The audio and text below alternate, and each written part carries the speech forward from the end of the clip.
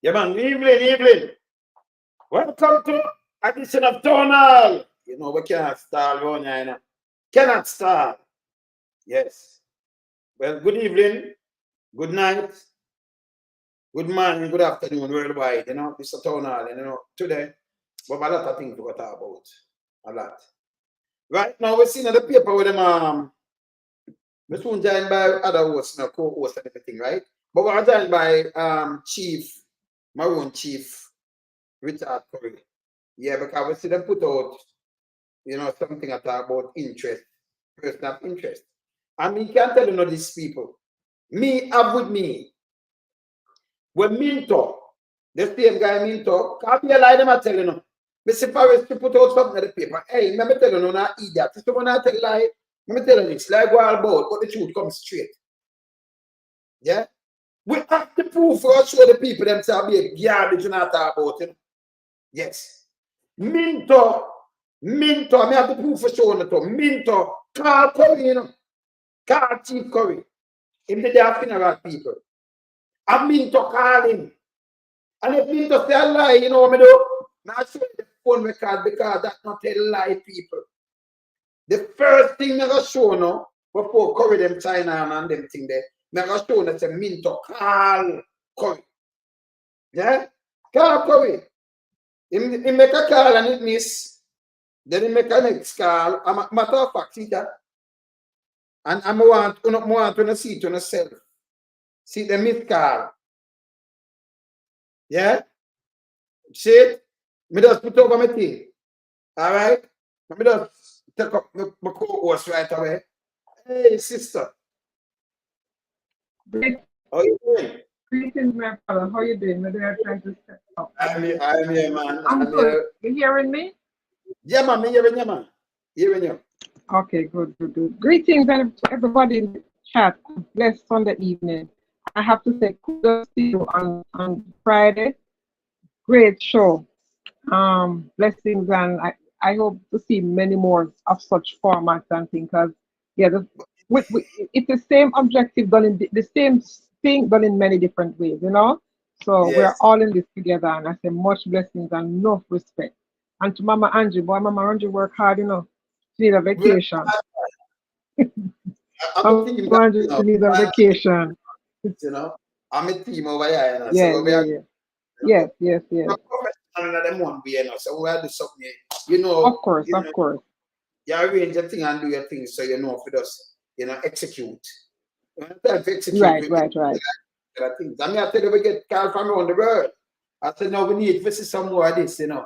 Make it like call from all yes. See how we you know, I said. Yes, very good. Yes. Same nice. way, yes, very good. And it was good to see Ratty and Herb and Carlos and Dr. Francis and Prezi. Prezi did a good job, man. Prezi is the best. Great MC. You know, Mystic Sensation, Mystic and Baron and Anne-Marie. Bless them. Yeah, man. Brilliant, man. Yeah, man. I show them so with these things, see what we know we are, you know, doing them now. We see. Yes. Indeed. Every style, you know. Yes. All right. So yes. I can tell you what going on. You know, Chief Currie gonna sign on because he might come on anytime now, right? Then put out right. Something about interest, right? You know, say them going their thief lumber. People that have no light no water, no. And you're going there thief lumber, right? Him wasn't there. And Minto called him. Who called him? Minto himself. Call Chief Currie. I don't have shown it, but I've shown it to the people. Minto himself called Chief Currie. Him have a mixed call, then a next call in their funeral, and then make him come down there, you know. For cool down the thing. I know them turn around and turn it on him because who send them a turn it on him. Yes, they are thief, and then Forrest to put out something. After people are thief flag, and then know about it, and them are remove it, and people black road. Listen, them have a stamp, I'm going to show you the stamp. It all. So the Maroon, them have one, and Forestry have one. So you see one part of it when, like if you sell lumber, Then stamp it, somebody police stamp it, them are look on it, they have the stamp on it. So you know, and it all I'm gonna show the stamp to people. And you see that part, if a people are got thief lumber, them move it, them stamp it with the other part. So forestry, I move the lumber without even stamp on it. Them two lie because them have a stamp. I'm gonna prove it to you. Let me show you something. Because forestry we have flap on it today, you know. This is the stamp. These are the stamp. Show them the stamp. All right, let me just pick up this. Let me show you the stamp here, people. Yes. So this is the stamp system. Let me show you right here. Right. All right. This and the stamp. You see the stamp? You can't see it, sister? Yes. Yes. Yes. So people, this is the stamp. So then a part, all right. So if you buy lumber there, and legal lumber come out there, right? Then that stamp it. So this all the same exact stamp for history have, right? It's a seal, right? So if you see it have a mark in there, so once see if it tells say yes, it's legal, and then a seal if somebody a thief it, then forestry that stamp it or something like that. It never understand. Remember the people them stamp it, and I'll show you them a stamp it. So this is it. Let me show you the part where it's here now. Let me show you the part of this search here. That's a one section of it. Let me show the people them this. So may I try to show them so them can't think about the boy. I want to leave the man alone, you know. Because you mean to who send you. Yes. I look on the other side of this now. So one side, if tell us everything good, and the other side, if tell us it's not right. It's stolen or something, right? All right. So the other side right here. You see it, sister? See there? See them on one side and you saw them all. Let me show you them a stamp. Okay? You see it? All right. Good. So the stamp, if forestry not go for something where people thief, forestry that stamp it with them same stamp, exact all stamp them up, exact thing. So they show them say, you know, something else and them a carry it because them a investigate something. Not like that. We are going to show you who stamp it, right? And by the way, they put out something to about, you know, Chief Currie about some interest and like them want him now for arrest him. That is foolishness again. Let me show you something. At the same police, they mean to call it. He never even get there, you know. Call him to come cool it down. But look, before you go to Wayne, let me ask a question, Wayne. Before you go to Wayne, let me ask you a question. But do the regular police, do they have authority to arrest any Maroon chief, anybody on Maroon compound? I don't, well, no. I don't think they have, because Maroon have, it's a Maroon, the Maroon, it's a sovereignty, you know. No, and you're behaving like the government is sovereign rights. They have sovereign rights. I'd love to know that from Chief Currie. If any of them can come on their compound and ask for the arrest of the chief, I don't think that is so. No, I don't think so. When they come in, we will talk to it. When they come in, let me just show you this now. Let me just move that and show you this. Currie now. Let me show you these people. This, because this is not a joke. Let me show you now.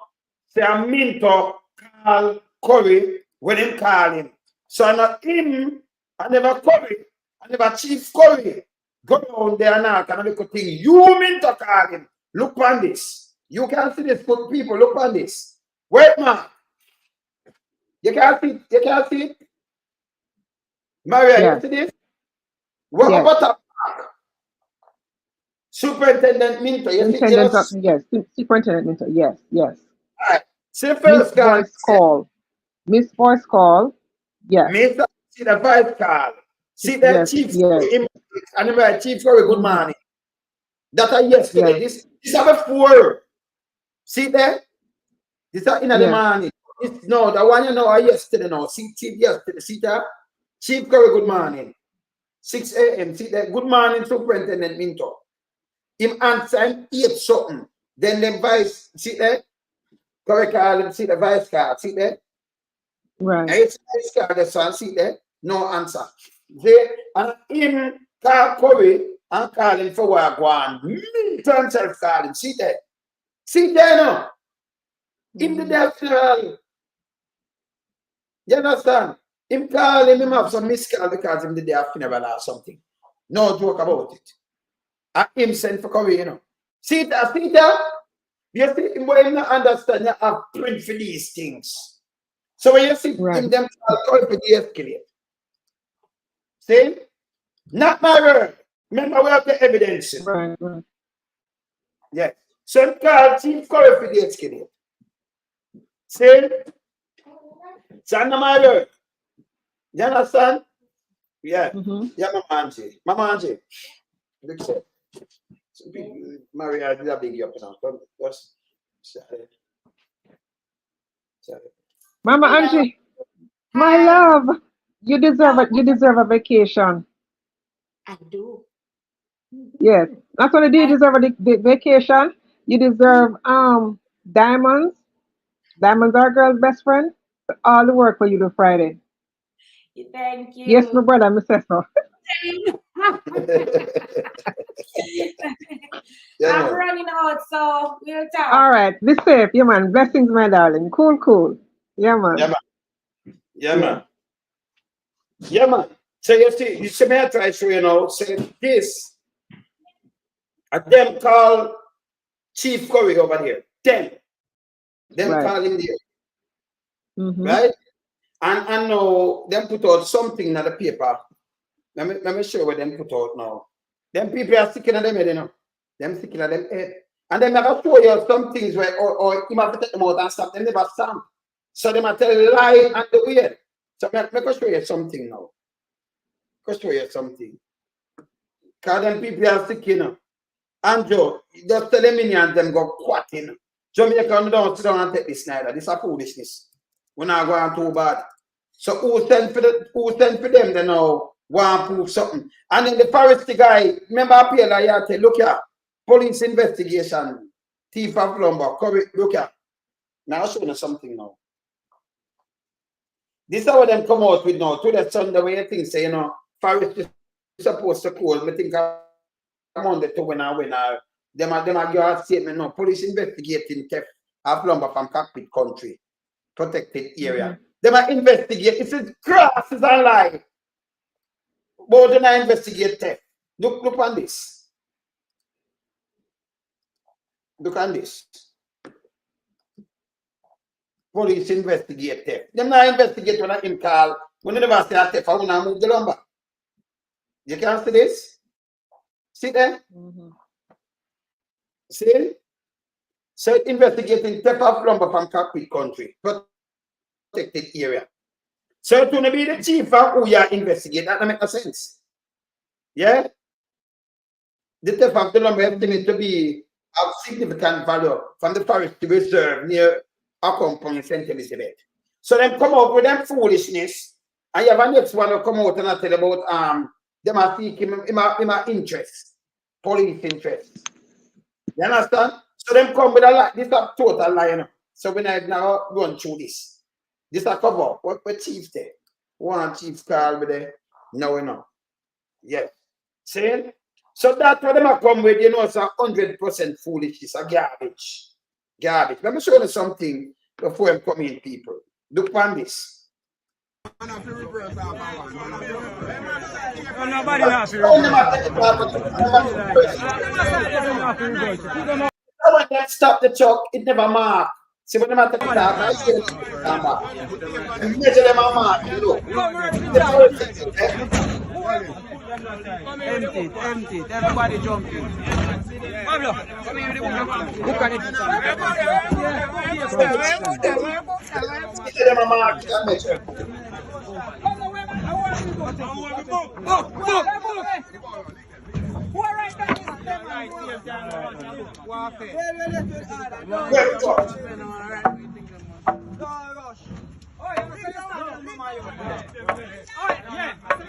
You hear the stop for the man, come on, mark it.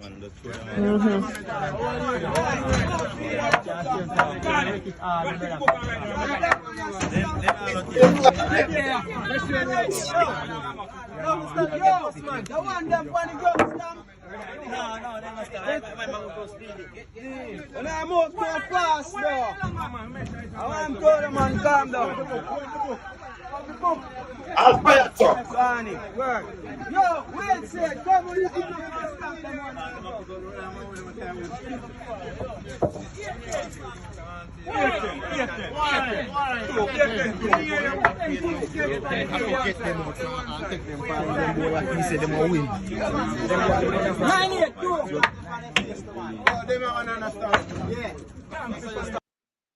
The law, truth seeker. If you are truth seeker, right? I used to the law, sometimes we have to abide. But the police them not abide by the law, the government not abide by the law. And them are the criminal rights, you know. Eh? And them are the criminal. So if you have a law, or you have to, or you have, so you're this truth seeker. You should have said what me I say. If you say the law, oh, Darwin break the law, and she have a car there. And I know them not car up. Or the Prime Minister break the law. Why? Well, the law, and yes, still them down the clearing statutory declaration. So think we can't touch a lot of things to that. Not you, Maria. If not Exactly. Same way. No, but the Prime Minister, she's talking about the truth seeker, male or female, but this person is saying that the law is the law, Wayne, and sometimes we have to abide. Is the Prime Minister abiding by the law? Why is the statutory declaration not certified? Why do you have 8 people in Parliament who are under investigation for illicit enrichment? Should they remove themselves from Parliament? Why do you have a Prime Minister who is violating the Constitution on a constant basis, which is the right of the Jamaican people? So there are lots of things we can talk about this. So it cannot be a one-sided thing. And you notice, going when it comes to poor people, law applies. When it comes to rich people, and politicians, no law applies. Come up with both law abide by law. Tell Andrew to abide by the law. Yes. And sometimes if you abide by it all the time. So we're going to tell the politician, tell Andrew Holness and all of them that. Same like when you want to shovel labor right, and him a drink and know it was a pandemic. And him a minister right. Exactly. That's supposed to be. We're not supposed to have no minister. We're supposed to can impeach them. Then turn it down. But also, Wayne, you can have, you can have an election, the polling station closes at 5 o'clock, which means elections stop at 5 o'clock. Right? Or polling stations go, and at 9 o'clock, one MP has 2 clusters in the polling station to vote, and that election is not made null and void. Stop talking about. We have to be serious about this truth, this abiding by law. It cannot apply only to poor people and not to them. And don't tell me that we must do what you said. Do what we can and don't watch them. What do you mean don't watch them? So because they're breaking the law, nobody must hold them accountable. I don't understand what this person is saying. So it makes no sense. It makes no sense. Because when it comes to the Maroons, I don't recall them having this issue with the government as severe as this. I don't recall it because the Maroon people are a sovereign people, you know. They're indigenous to Jamaica. And any prime minister who does not understand it should not be a prime minister. Thank you. And it's supposed to go right out. We have to out here. Yeah, man. Yeah, man. See right away now, everybody get up. You see, some serious people out there, you know. I know some people where the prime minister can buy with 2 grand and 3 grand. And see that? They must say, right away, they must say, can them people are serious down here and a truth seeker. If you think the truth, though, you have to live by your name, though. Yeah, man. You can't be a truth seeker and then you say these things. And facilitate lies. Yeah. Now tolerate that. We don't want that, you know. Yes, yeah, man. Mm-mm. And that's the problem. You know, you have love for some and the rest will go through. And not so for all. Exactly. Them make sure mark the board, the forestry have the same stamp for them. None of them never mark. None of them never stamp. But you still them and say, people, all right, let me tell you something too. Let me tell them something, right? Let me move this a minute. Let me just show you something forestry, we're not smart. If you run going to the paper now, I try to see about people and see people, flag, it couldn't be the Maroon and the people that are living at the place. Can I tell me what? If it was the chief or somebody else cut it down, them that mark it and them that come out with it and everything, because them live dead. So now them. And if somebody come out from outside and them see people block them, and the forestry are moving, and let me tell you something, and nobody from outside do that neither. And somebody from inside, and the forestry come do that in themselves. That come from somebody within Andrew Holness administration. Let me just start straight. And them look trouble. For if the police are run come there and send come call. See me have it, I'm showing you know. Mental. Me see you show you when you call the man, you know. You call him and climb over there, you know. You call him. And now we're not talking about first of interest. And then second hand smoke she, Lindsay. I read out and run in a paper. What kind of person of interest?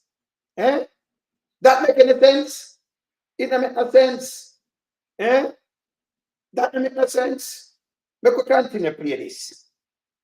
Continue play this because, you know, when they come with them foolishness, we know unite, you know. We know unite. Let's take it up to the master with them.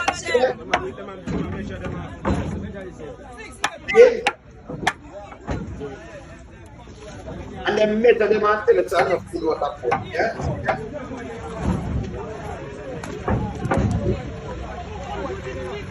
And by the way, this is something for the department. If you are going in the Maroon section there, so, and you say trees where you say people are thief, why you never seem like oh the police call the chief? Why you never call the chief and say, listen, which is some people them cut up some tree, them are thief them, so we are telling them, why you want to contact them and tell them that? Nothing within that area. Yeah? So, and then the forestry, them mark every single one of them because them have the same thing. Them never mark. So, who send for them, continue. That means them coming out chief in intention to take the number of them. So, everybody have video. Are you at our you know, man?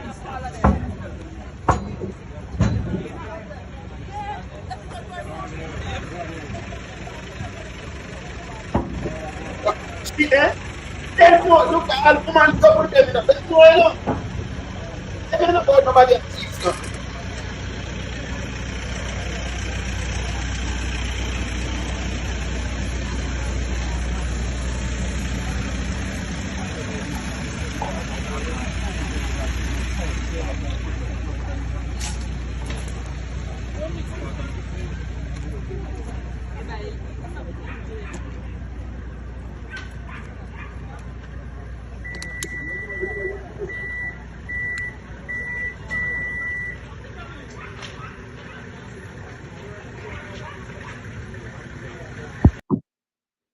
All right. So you see, so me I show you them mark them and then put them back. Let me show you. Unload the truck. Come to conceive with somebody.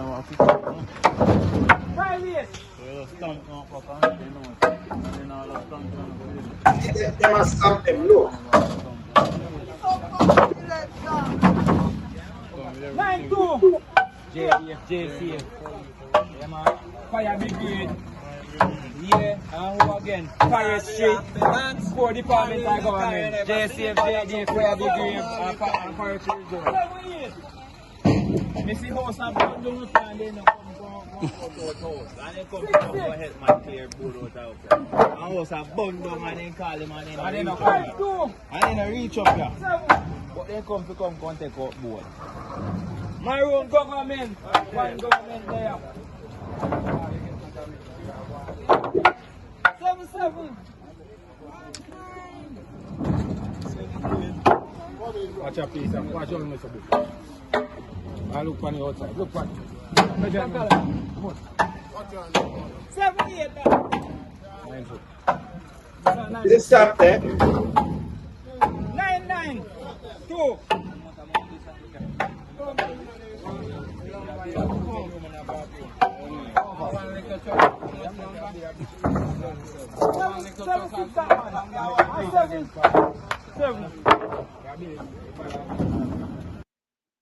All right, so after them stamp it, people, then put them back in and look. Watch your man.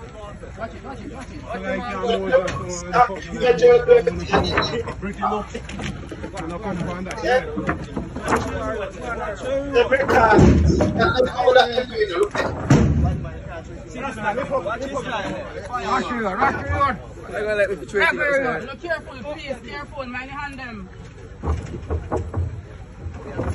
Mind your hand them, please. Watch out. Watch out. Careful. You see how quick we take them off and put them up? Play with it here. Quick we take them off and put them up the back.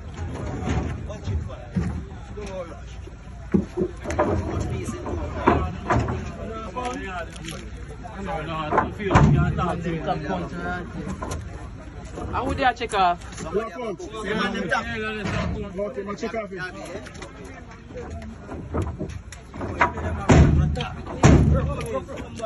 Ah, don't go side lower, you know. Down average. You check and 144. 144.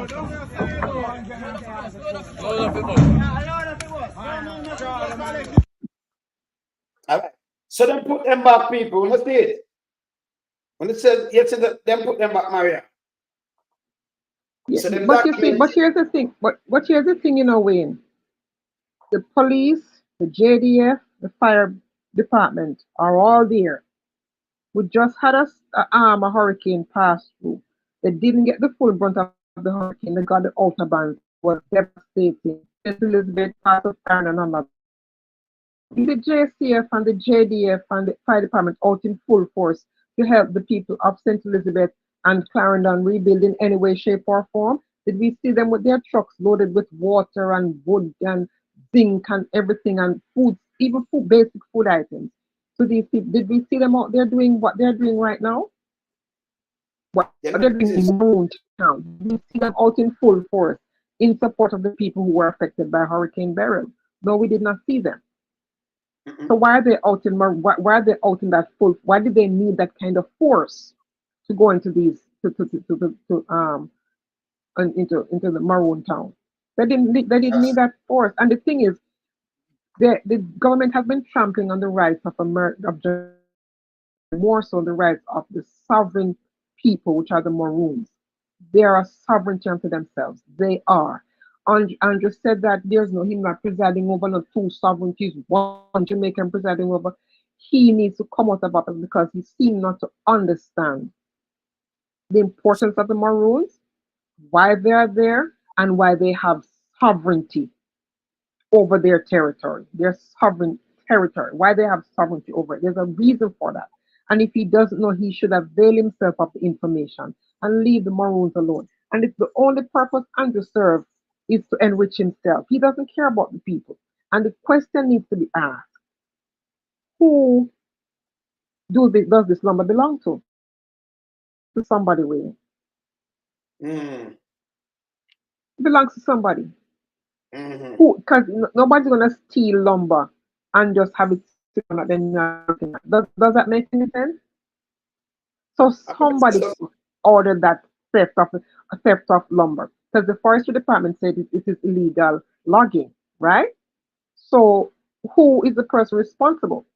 It's not just an ordinary person. No. If it belongs to the Maroons, they cannot be stealing from themselves. That makes no sense.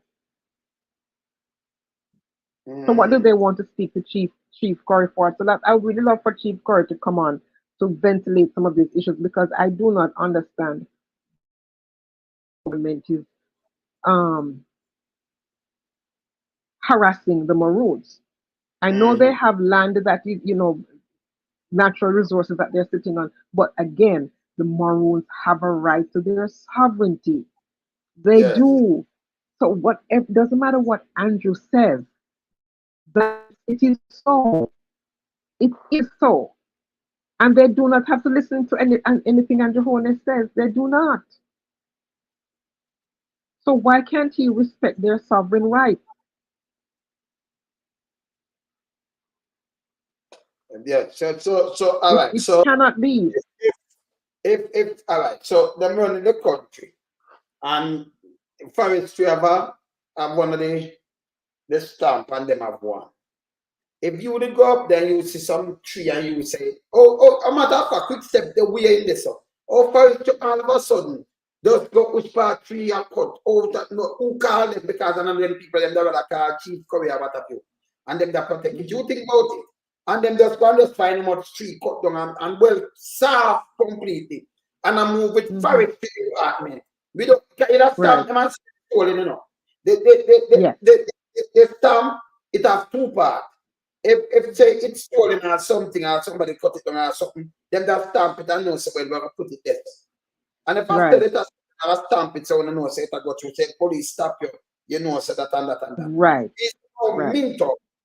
Minianto. I'm a minianto, you know. Minto is a minian, right? So Min Nianto. I would just call him Minto. Minto called Chief Currie. Means call him again. And then you see him text him and what have you. And now you put him like Currie a person of interest. Chief Currie a person of interest. That don't make no sense. It don't make no sense. And none of them Maroon them up themselves. Them that cut the lag and thing, them that tell the chief, and if them sell lag or what have you, you have police in there, nobody investigate. No. Them have a stamp. Them have it. So if somebody going down some lag for move, them that stamp it. Or if the forest ministry, if them that now go to somebody, them that stamp it. So you don't know. You understand? Them not stamp it, but after them thing I move it and then come to tell lie. It don't make no sense.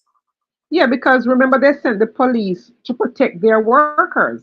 So I don't understand, because remember now the Maroons, they stopped the truck from leaving because it wasn't stamped. And they wanted to make sure it was stamped because based on prior experiences with the government and with the forestry department, taking lumber from their territory and not having it not stamped and not compensating them, they are now making sure that it doesn't happen again. So this is a precautionary measure that they took to make sure it was, and it wasn't stamped. So how now can they be saying that they want to, the chief must come in? What for? Because if the lumber was illegally logged, and they say, let's make sure we have a stamp. That is on the forestry department. It has nothing to do with them. They're protecting their territory. And they're protecting the logs to make sure if it is whatever the situation, they are properly compensated. That seems to be not what was happening here. And given the history of lying with this government, they have a history of lying. Nothing they say must be taken at face value because they just do not speak the truth. So whatever what comes from the forestry department right now, you cannot believe what they say, you know, Wayne. Because of how they're incessant liars. So nobody can believe what they're saying because they can be saying it to save face because they got caught. And they would not want to blame it on the Maroons. Why? The same Maroon will try to stop them. Get the Maroon a come. Exactly. Them have no problem to do that. If them don't have no problem. But they come in and they just take out what they want to take out and talk about the lumps and people and sell and then put out foolishness. You understand? Exactly. And then see there? Chief Currie, see that? Person of interest, look here. See there? But how can he be a person of interest for his own property? That makes no sense. Yeah. Because he would be protecting whatever comes from Quick Step. That's what he was protecting. He wasn't protecting anything else. Yeah. He was only making sure. Yes, I see that. Back. Interest for what? Man, them thing then and second hand smoke. How would them put out? Yes, pitching on a fence. And by the way, people, you know, I wait on the chief for Laga and so. Because them have some light problem. Because they must send down with some gas Because them have to use generator and I use them things because them not really get on the light and them thing there. Yes. So we know them have some light problem and we see the phone gone dead. We just send back. So them that get something to deal with them generator. So But, then but you know, like somebody said in the recording earlier, Wayne, that they don't have light, they don't have food, they don't have water. But they can send the police for this. Why did they send the police and the JDF with water, with supplies for the people? yes. Since they care so much, shouldn't they have done that? No. By the way, people don't know say I think the 25th, Thursday gone, Thursday 25th. You know, say Jamaica, you know, say Jamaica, America issue more travel advisory for Jamaica for crime and health, right? Me not see nobody publish it. Nobody at all. Remember, don't take my word in because I mean I like the talk, I like showing the thing because we not do tabloid on here. Not my, I mean I have no time for tabloid. So I like show the thing, because you know when you talk on here, so let me show now look a quick thing here. We not do not tabloid on it. You know them with the my sister. No tabloid. Exactly. Yeah, so I want to show them a thing. I come back to Chief Currie right now. Yeah, we know them are knock up to we told them come on. But let me just show them this quick. Because America US issue this again. I mean it's an argument. Just look at who, not my word. But I thought she was negotiating to have the one that was issued last year, have it have them take it back. Negotiate. There is nothing to negotiate here. All right, let me show it because they are not my word. I'm not just look for yourself. But I know me not see the paper and nobody put it out.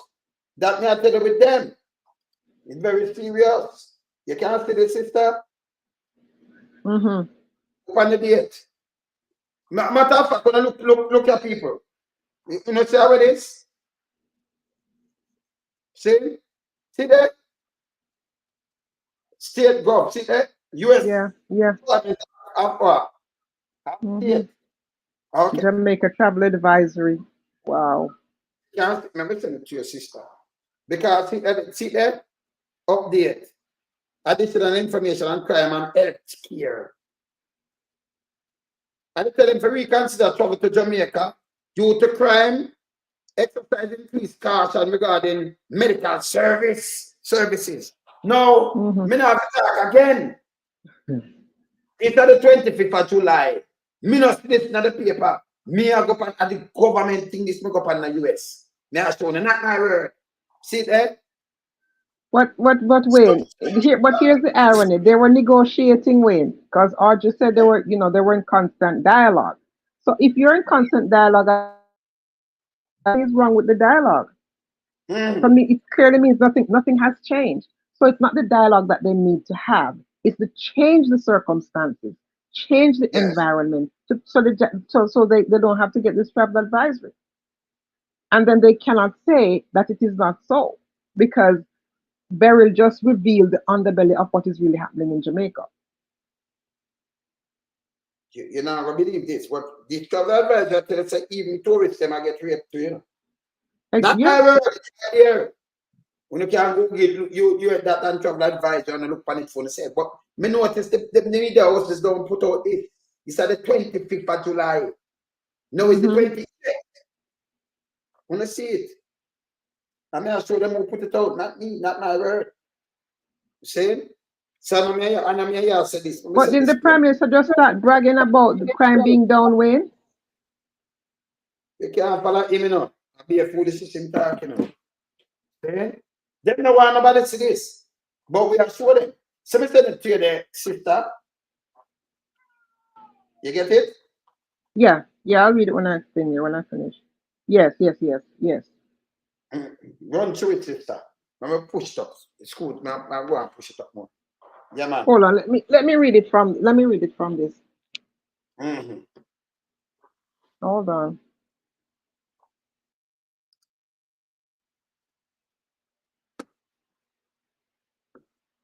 Hold on a second. I'm not seeing it clearly.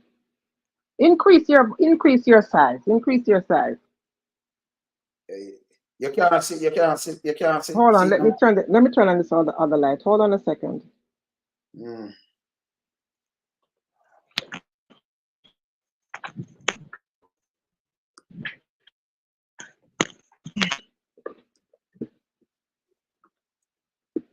Let me run through some of them things. Let me tell them what to run through. Okay. You see it? Okay. Yes, you can see. Yes. Okay, hold on. Yes, I'm seeing it now. Update to reflect additional information on crime and health care. Reconsider travel to Jamaica due to crime. Exercise increased caution regarding medical services.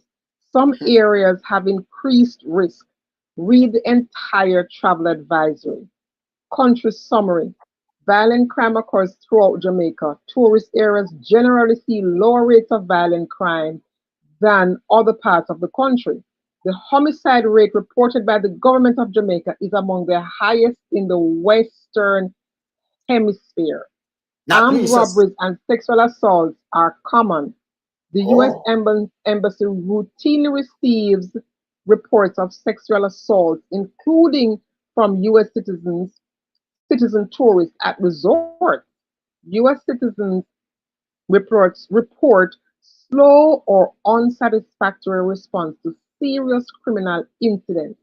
When arrests are made, cases are infrequently prosecuted to a final verdict and sentence.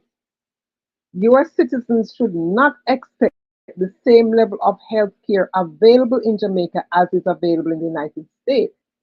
This is this includes generally lower levels of emergency service response times or routine care for illness or injury. Private hospitals require payment upfront before admitting patients and may not have the ability to provide specialized care. Um, I'm missing something here. What happened here? I'm missing something. Ooh, oh, mm.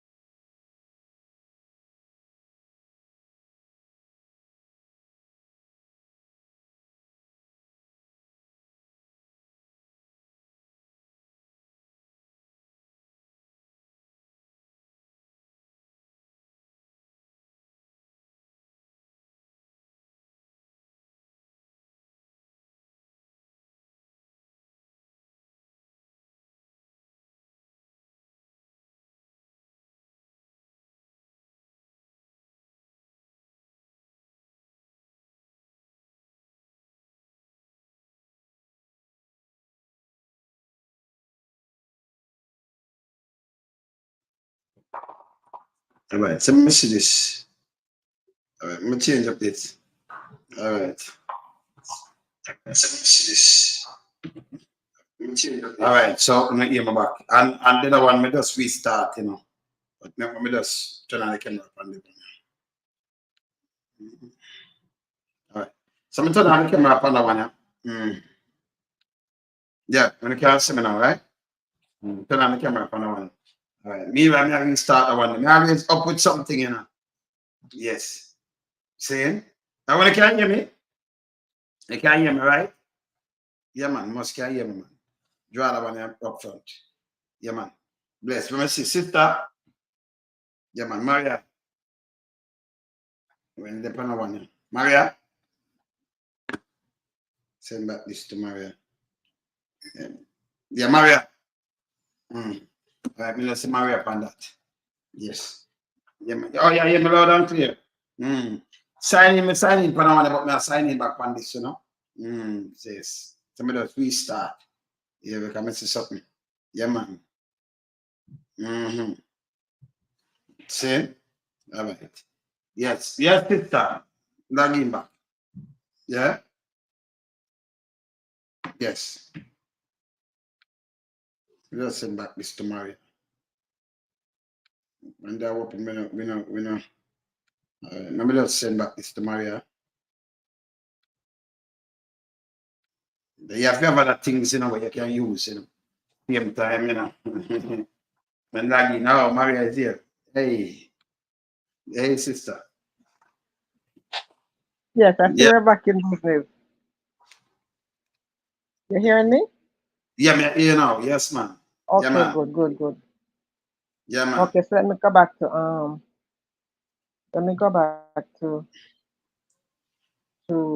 yes.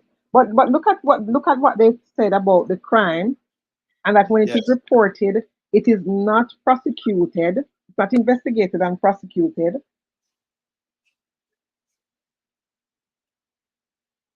I'm bringing it up now. Yes.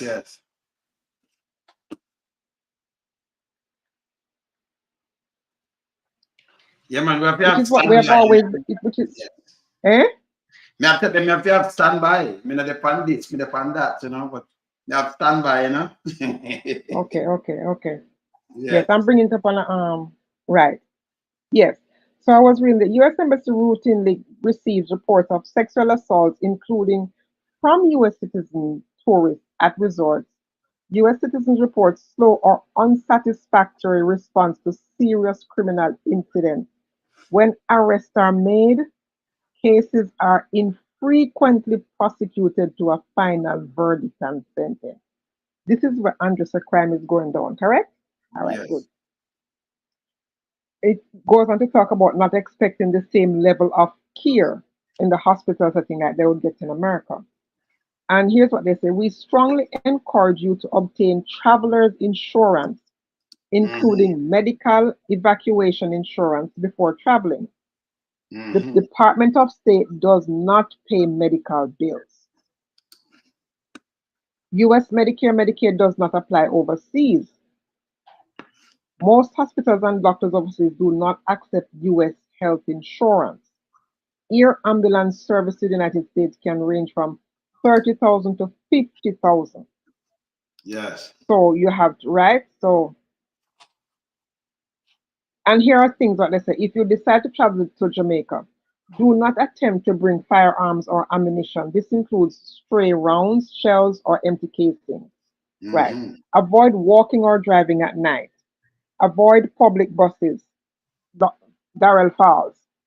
Avoid scheduled places or situations. Secluded, places or situations. Do not physically resist any robbery attempt. Beware of your surroundings and keep a low profile. Enroll in the Smart Traveler Enrollment Program at step.state.gov to receive alerts and make it easier to locate you in an emergency, which basically means they must put an ear tag on themselves so they can find them. Follow the Department of State Facebook and Twitter, which is now X page.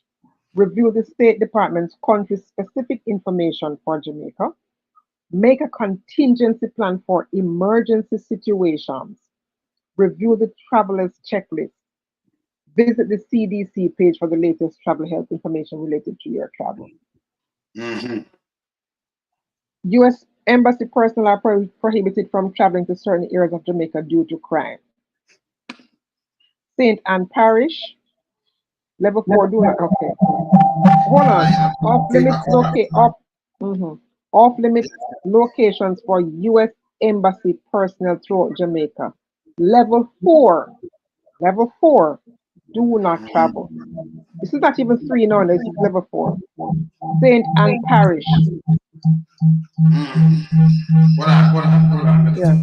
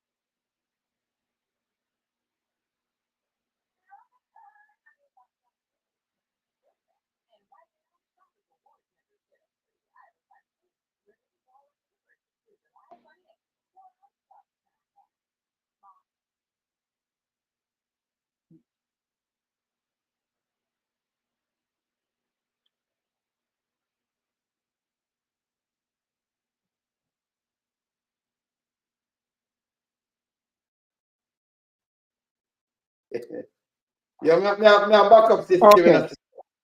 Yes, me a backup system. Yeah, man, that's good. That's good. Okay, so Yes. here's off limits location for U.S. Embassy personnel throughout Jamaica. Level 4, do not travel. No, this is a level 4. Do not travel. Okay, good.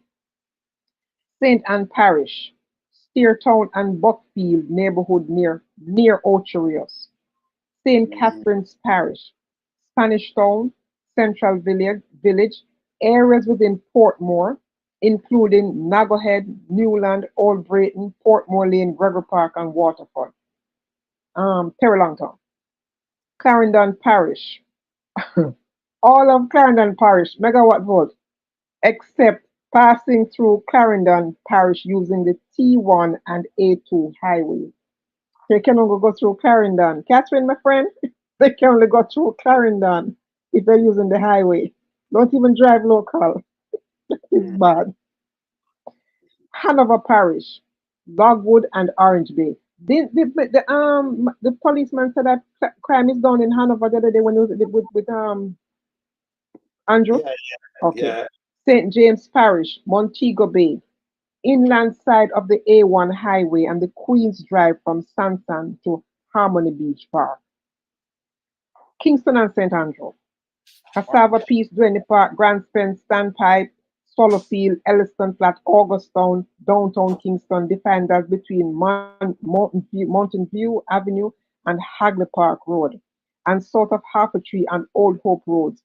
Downtown Kingston includes Arnett Gardens, Coburn Pen Gardens, some say Cockburn Pen Gardens, Denham Town, Olympic Gardens, Seaview Gardens, Trenchtown, and Tivoli Gardens. Manchester Parish, Greenvale, Grey Ground, Red Ground, and Vineyard neighborhoods of Mandeville. St. Thomas Parish, Black Lane neighborhood in Seaforth, Grants Pen, Church Corner, neighborhood near Yallas, town of Yallas, except when driving through on the main highway. Trelawney, Clarkstown, Westmoreland, Russia Community in Savlamar, the southern quadrant of Savannah Lamar, east of Darling Street and south of A2 Highway, Barracks Road, Morgan Bay, Kings Valley, the Whitehall, Betheltown, and Red Ground neighborhoods of Negril. If you decide to travel to the above listed do not travel areas, please visit our website for travel to high risk areas, which basically means they are telling them if you decide to travel, you're doing so at your own risk. But since they are US government officials, they can make sure they follow the necessary precautions that they need to follow.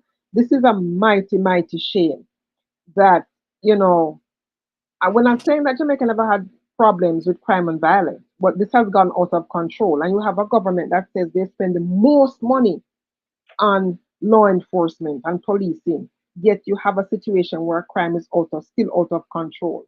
The police still don't have the equipment that they need to do their jobs effectively. And on top of that, you have police who are just criminals with badge and gun. So this advisory, this is an indictment on the Andrew Holness administration, and the ambassador who was busy advocating and having dialogue with her counterparts to have this, because she thought it was unfortunate that they would issue a level 3 last year for healthcare, which is the first time that they did that. Now they're doing healthcare and crime.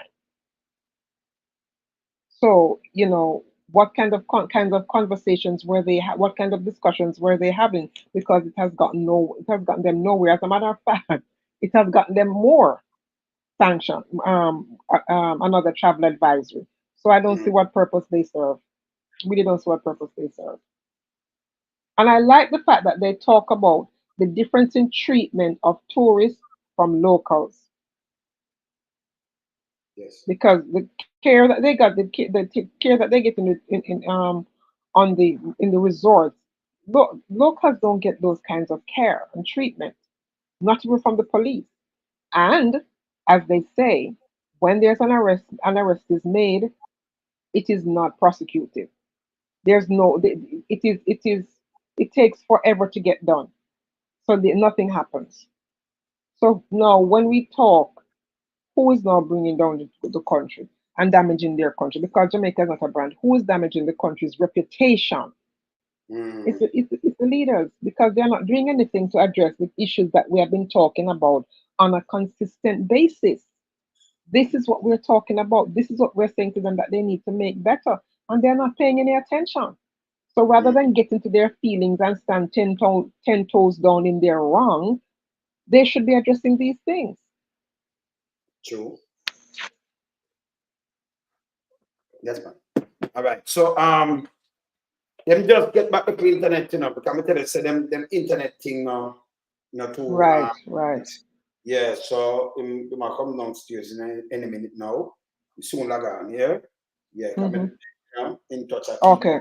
What? You mean Chief Currie?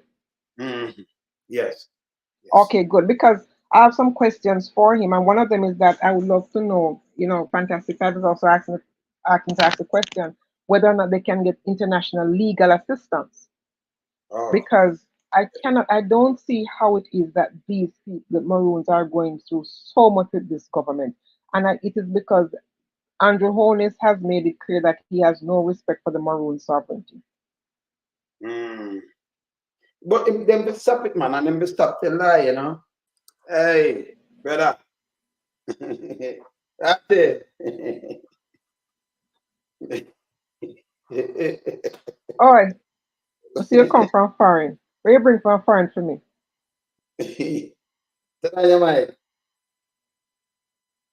bring everything, man. Have it stockpile. Just tell me you're missing it. But you come somewhere with you. Eh? Aren't you coming this side? Yes.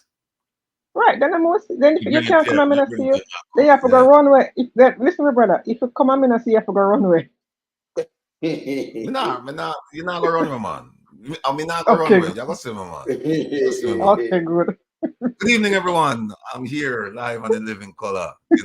Well, I tell you, it was a very rewarding trip, but it was a long trip for me because it was like a 12-hour journey, 8, 9, 10. Yeah, a 12-hour journey. I didn't get home until 5 this morning. So, because we drove up and we drove back, and then I parked my car in Brooklyn, and then I got dropped off. Then I had to drive 3.5 hours. So we got to Brooklyn like around 1 something this morning. To 2, yeah, something to 2, yeah. Yeah. So, but it was well worth it, man. Glad to be here. Yeah, man. So I go on. Herb Tina make it in. Yes. Because yeah. This is the people must say I mean met them on them. I mean met them.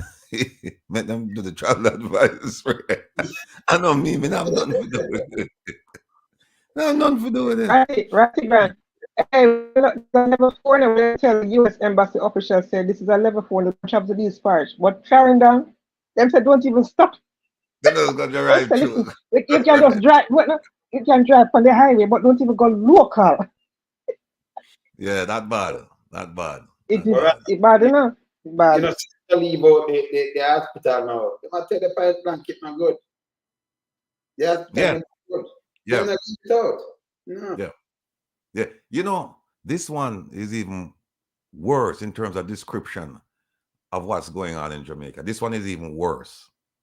Mm. Yeah. But So remember now, Audrey Marks was busy having dialogue. So what was the result of the dialogue? another you slap her up. travel advisory. Yeah, another You travel slap advisory, her which up. is worse than the last one.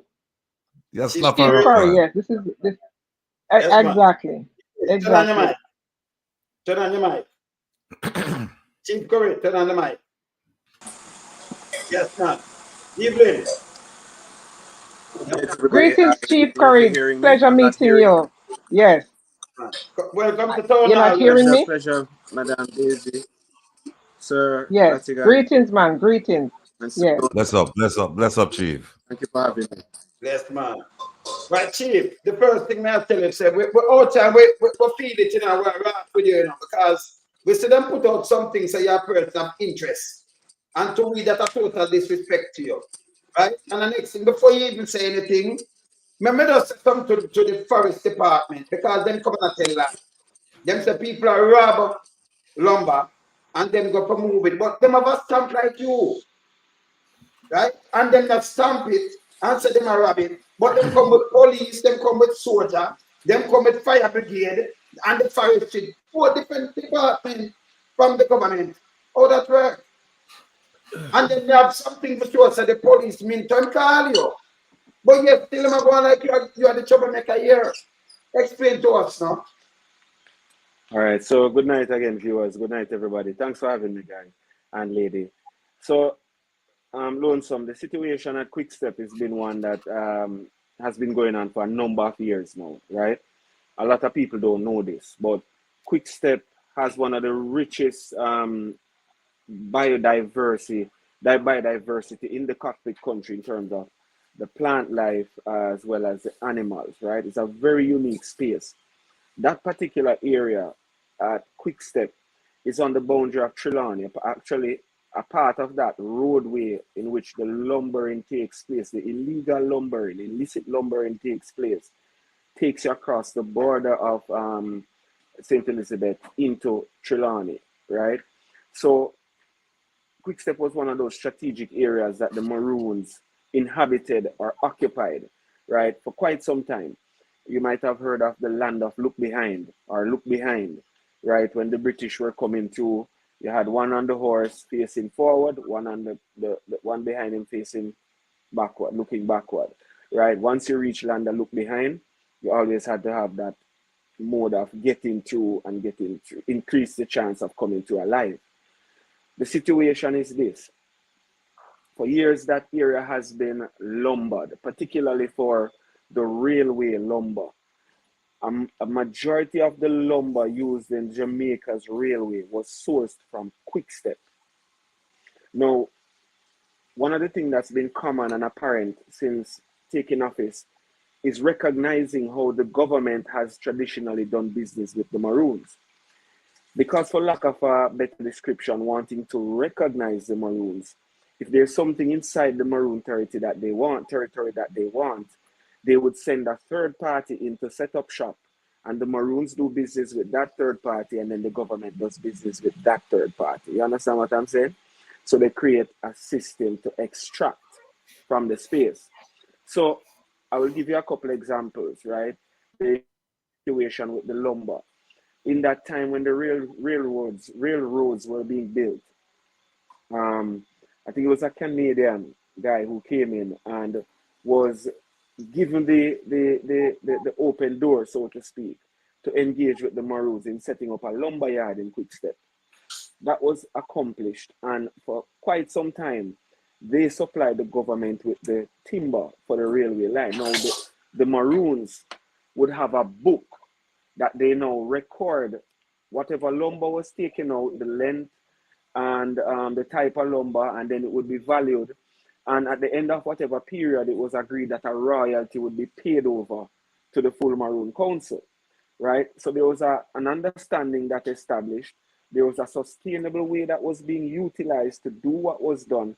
And to my understanding, the forestry department, which later came on, would have been instrumental in acting as a custodian to those areas designated as forest reserves, of which Quickstep happened to be significantly engulfed in this recently declared cockpit country protected area. So fast forward to, I think it was about 2022, or was it 21? I think it was 22. We were alerted to an incident in Quickstep where the residents there were complaining that there were external entities coming in and removing lumber from the space. It's been a long battle at us because there was blame being cast at the residents that they're the ones deforesting and selling lumber. And there's also blame being thrown at the forestry department and agents working through the forestry department coming into Quickstep to illegally harvest these lumber from designated reserve areas. So here we are, 2022, when this incident came to, the first time it came to my desk, because I've had quite a bit of documentation around the Quickstep matter, dating back with my uncle Melvin Currie, who was a deputy colonel under 3 administrations here, would have had an extensive amount of knowledge and history of the Maroons' encounters with the government and other entities with regards to cockpit country, but more specifically, Quickstep. So there are a lot of issues when it comes to the land. We're not going to go into that right now because it can be a long conversation. I don't really have a lot of time, but I want to make this very, very short, but very potent in capturing the essence of this situation that we have in front of us. In that time when they started to lumber the area, when they attempted to remove lumber from the space, the residents blocked the individual that was taking it out. This individual was not a forestry person, by the way, right? This individual then made a call to the police, who came up to Quickstep and proceeded to intimidate the residents in a way of escorting the guy who was removing the lumber out illicitly. So I took up my phone at that time and called the Sarge from the Silo police station at the time and informed him of what I was being made aware of. I asked him to get videos and photos capturing the incident, so you can go and look that up. You will see information on that whole Quickstep incident a few years ago, and I would have made some posts on my social media with regards to that. What we agreed to that night, because the police were blocked in, unfortunately, and let me say it here, right? I in no way condone or would recommend people take this type of action, right, when we have other means of diplomatic engagement that are available in bringing to fore resolutions that are mutually beneficial. However, at the same time, I will say, when those conversations and engagements falter and there's no trust that can be derived from the attempts by authorities to bring resolve to these major issues faced by residents, what you will have is a reoccurrence of those issues. So in the last incident in Quickstep, we arrived at an agreement with the residents and the individual who was so-called lumbering from the area, that the lumber would be seized or held at the police station, after which we would convene at a meeting to discuss the issues around the forestry, the land, and the lumbering within Quickstep. We had a meeting at the Silo Primary Church which is in the Silo community, just below a compound, or just, I should say, just outside of Quickstep, not far. And at that meeting were senior figureheads of the police enforcement. At the time, I think it was Superintendent Chin and a few other sergeants from the respective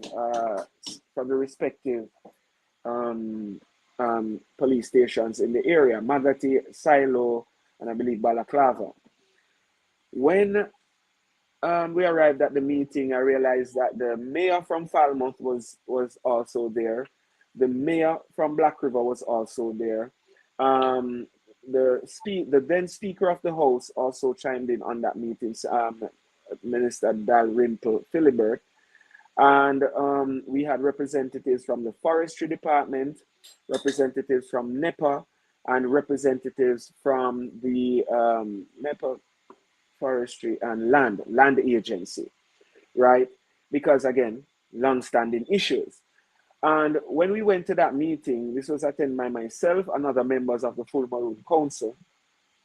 It was a very intense sitting, and it was no easy way patching through the years of information and paperwork. And, you know, of course, the big taboo, the Maroon Treaty of 1738, and what that means for possessory rights and ownership of cockpit country, right? Big elephant in the room. But we'll soon come on to that again. The point is this. Coming out of that session, it was agreed that a few other meetings would have to be organized to go through the information and come to some amicable understandings. And it took us over a year to even be able to have a call to try and follow up on that conversation or meeting that was supposed to take place. There's total non-responsive behavior and neglect for the concerns that were laid before a significant amount of important people from that session down by Silo, and we had no result. All right. And by the way, the lumber disappeared, went, right? So let me say this. Obviously, the trust in transparency would have been damaged because the police who were supposed to be there to assist in resolving this issue then aided and abetted in the illicit movement of lumber outside of the area without us coming to a result that was promised. So fast forward to Saturday morning, I got up and looked at my phone at about 8:20 and realized I have a missed call from the superintendent of police, the deputy assistant superintendent. I have some problem there, so yes, soon come on back. Yeah, so him get the call, him just reach the assistant commissioner of police. Yeah, he just have some problem like him go on them this matter soon forward back. And that is Minto, because we show it earlier on in a battle. Earlier on, yes. Right? Logging back, and you're gone blank. You're gone blank. So just logging back here. Chief Currie. Yes. Yes, man. Just logging back. Yes. So let's show you people this. Teacher. I show them on the screen already, you know. See him get the call from the soup. See him there now. Chief, good morning. Minto, good morning. Superintendent Minto. You see it? What I call, I have them. So we must remember, you know, in call and things, so it's a lot. It's a about. You understand? So he may explain what happened to him when the log them a move because he wasn't there. No, they must say about wanted the interest of that and one bag of foolishness. Yeah, but Chief Currie coming back and talk to us. So the internet I give some trouble. People the internet I give some trouble. Remember them now, not like them have to use generator and try work with them the internet with them up and everything. And then he's back. Okay, good. Yes. Yeah, man. All right. Sorry about that, Jeds. Call came in and and just throw everything out because the signal isn't great at all. We're on a Starlink connection, so it's been fluctuating. So I'm sorry. As I was saying, the incident on Saturday, I was summoned. I was called at about little after 6 a.m. I saw a missed call from Superintendent Minto, and I attempted to call him back. I did not succeed, and eventually, a few minutes later, when I tried, I got through to him. He then made me aware that there was an issue unfolding in Quickstep and had asked me if I heard anything of the incident, which I told him no. I've been actually trying to get in touch with a few persons from that community without any success because the lines are still down and there's no electricity. So he then asked that I try to get some information or gather some intel as to what is taking place there and see how best I can help in resolving the issue because roads are blocked and he's not pleased. I said, understandable. So I'll see what I can do. I'm actually heading to a funeral. So I'll do my best to gather some information and share what I can with you. When I got to that funeral about midday, I saw a missed call from the superintendent. I attempted to call him back and did not succeed. The lines were just down. Immediately after the funeral ended, we left from an adjoining community called Jointwood, headed over to Quickstep, which is about 45 minutes to an hour journey, right? We went over into Quickstep, and when we arrived in Quickstep, we were met with the entourage of the police officers, the forestry department bus, the fire truck, and a truck laden with lumber. So at this point, we stopped the bus and disembarked. At the same time, the superintendent stepped out of the vehicle and we shook hands and began conversing. The community descended upon us, of course, because we were now at a point of conversation.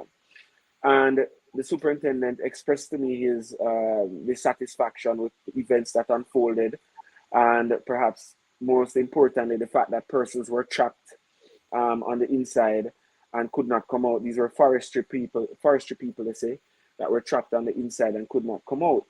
And he went on to elaborate on the concerns, at which point I then, entered the conversation to enlighten him on the situation that existed in Quickstep and what had happened in the last incident that took place, why the trust level where it's at now, and why they're reacting the way that they're reacting. Now, Superintendent Minto, I met him last year, shortly after he came into office, and I think he's a very good gentleman. I think he's a diligent worker in that he's dedicated to the role that is assigned to him. However, I do notice that Superintendent Minto has very little discernment for the culture, or very little regard for the culture, for the history, and for the legacy, and for what I represent as an elected leader, right? It was uttered yesterday by one of the officers that these are done, right? But these not done when you can come drag like what you're probably thinking. That's not it. That's not it. The situation that unfolded, I engaged Superintendent Minto to enlighten him on the pre-existing condition that they would have entered into with the sentiments of the people as it relates to the forestry department, who have in previous time, for lack of a better description in the terms of the people themselves, put them in a very oppressive situation, because they are bringing people in and allowing people to lumber when they are going in to cut yam sticks and all these other things, and are being inhibited or restricted and further labeled as the ones responsible for deforesting cockpit country. So it's not new that they've been going through with this, and they do lumber as well, right? And we've had our run-ins, I'm talking me and Maroons there, right, to be more responsible in their approach as custodians to the forest, right? So we established a little forestry trust there that would then enable us to better manage this process in a relationship that we wanted to build with the forestry. But forestry resisted any form of engagement or contact and persisted in their own way of doing what they wanted to do.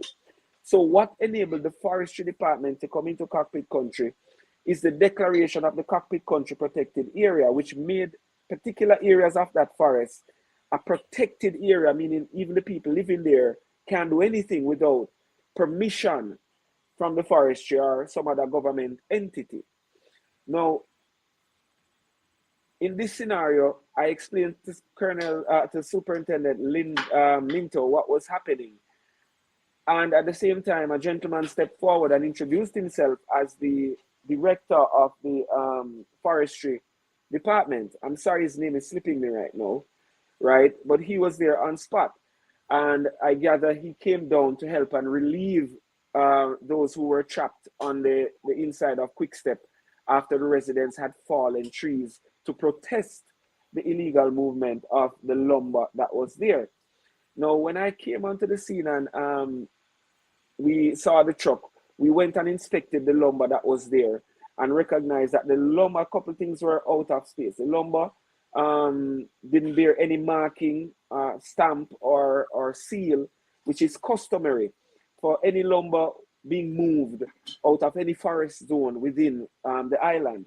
The thing is, even if that lumber is being seized, there still should be a marking that is placed on that lumber, right? The Forest Act, I'm going to read it for you. Clause 6, it shall be lawful for any forest officer or member of the Jamaica Constabulary to stop any person found in possession or in control of scheduled timber or on any public or parochial road or on any track or path or in any public place, and to require such person to produce for inspection the pass for the scheduled timber in his possession or control. And if such person fails to provide or produce such appropriate pass or satisfactorily account for its absence, the forest officer or member of the JCF may detain and mark the scheduled timber. It wasn't marked. And report the circumstances to the nearest police station in which the scheduled timber is detained. Now, it's important to note, at no point was it stated upon approach that this timber was being illegally mined, nor was it being seized. None of that was disclosed during the discussion with Superintendent Minto and the gentleman from the forestry department. Now, what makes the situation even a bit more, questionable is the fact that the timber went to forestry in Kingston, not the police station. The mediation which took place on the ground, persons in Quickstep came to the agreement that if we... Phone call coming in. Phone call that again. Right. Similar to what we did the last time. So this was agreed to. Immediately upon the arrival well, of Chief. Sorry. Go back to the agreement piece. We lost you for a few seconds. What was the agreement? We didn't hear that. Right. So the agreement was that we would have a sit down with the key stakeholders to have an amicable resolution to the problems, similar to what was proposed the last time. Only that this time, people were more agitated about allowing the lumber to leave Quickstep, because the last time we did that, it disappeared. So they were adamant that it should not leave the hill, and that presented more problems for Superintendent Minto, because then the people were prepared to block the road further down again, because I was in constant contact with people in the community, further down and outside of the community. They were prepared to make a stance, right? So I said to him, we need to have an understanding with regards to the lumber. There needs to be a stamp. The forestry department has a stamp, and the rangers from forestry should be there providing those markings on the timber before it is loaded into the truck. So I then informed the superintendent that if he is to escort the truck out as it is, he would be committing a criminal offense or aiding and abetting in committing a criminal offense. He doesn't, these were his words. He's not into no Maroon this and no Maroon law, that and this, and he don't care about that, right? He's here to do one thing, and it's to deal with the law as he knows it. So I said, Superintendent Minto, I will say this to you respectfully, as I know you would say it to me. Ignorance of the law is no excuse to the law. And I said to the president of the, I'm sorry, I'm mixing up this title. I'm not sure if the president or director. I think it would have been the director. Yeah. He said, I am not so familiar with that process because, you know, I'm a bit new and I'm not so familiar. So I'm saying, okay, so here you are, Superintendent Minto. Here you are, sir. And both of you are fairly new in your positions and have no history of what's going on here. I'm trying to impart that to you so we can all make a better decision here before we leave. The community is adamant that this lumber, this timber cannot leave until it is marked. I have my hammer. Where's my hammer? I don't have it here, right? Which is a lumber hammer, which we've had for decades, right? And that's what we use to mark AT, which stands for a compound town. And the reverse side of that hammer is if we're seizing the lumber, we would stamp it. So we stamped the lumber with the AT mark, right? Which would have been, as I explained, I was summoned there to create a situation of calm and comfort to the people so that those who were there could leave without any further complications or issues. But most importantly, we could come to some sort of arrangement to address the issues that keep popping up. When I brought that to the attention of the superintendent, unfortunately, he could not commit to any of that. He also said he doesn't care what happens if the lumber goes down to the police station. He would not sign off on it, but if they want to take it there, they can take it there.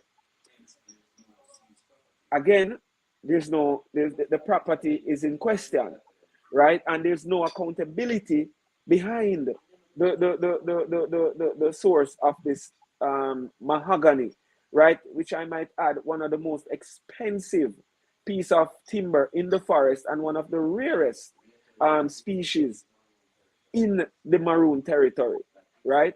So here's what's happening. We said to them, guys, this is the only way to get to the solution because the crowd is getting more rowdy as we try to enforce. Let's not enforce. Let's try to come to an understanding. We're going to take the lumber off the truck. We're going to mark them, measure them, and have proper accountability for them. We're going to reload them, and then we're going to send it down to the silo police station, similar to what was requested the last time. And then we proceed to have a meeting at which all the key stakeholders would convene. The forestry guy said, that sounds like a plan, but I have to make a call before I can say, yes, go ahead and stamp. He then went and made his call, and when he returned, he said, okay, I think we might have a little issue. I said, what is the issue? He said, well, there's a challenge with the stamping of the lumber. I said, what is the issue with the stamping of the lumber? He says, well, it becomes another jurisdictional issue or challenge. Why would he use those words? Right? And where did he get that information? Who did he call? And why is that jurisdictional issue now a challenge where the stamp is to be placed on that lumber?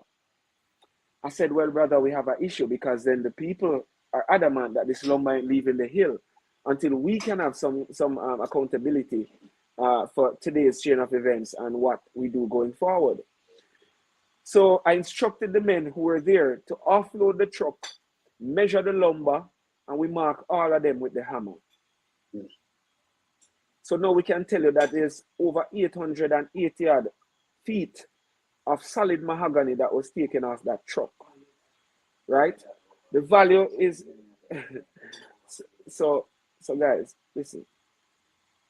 As I said, this is not the first, the second, or the third incident. All right. And up until now, you know, it hasn't been said that this lumber was being harvested by people from the community.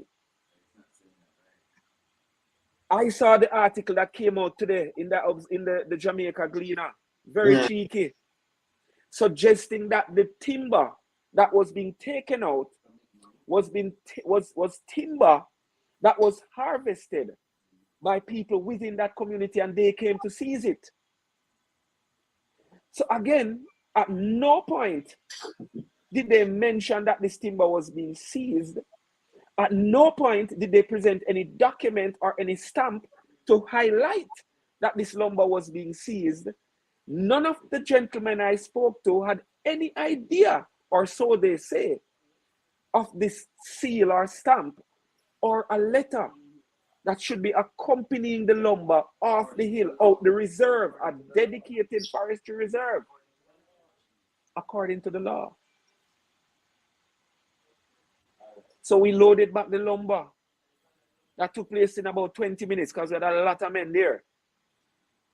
And when we finished, I went over to the superintendent, have my notations there, ready to impart information to him, where he advised me that he was very disappointed in the way I handled the situation.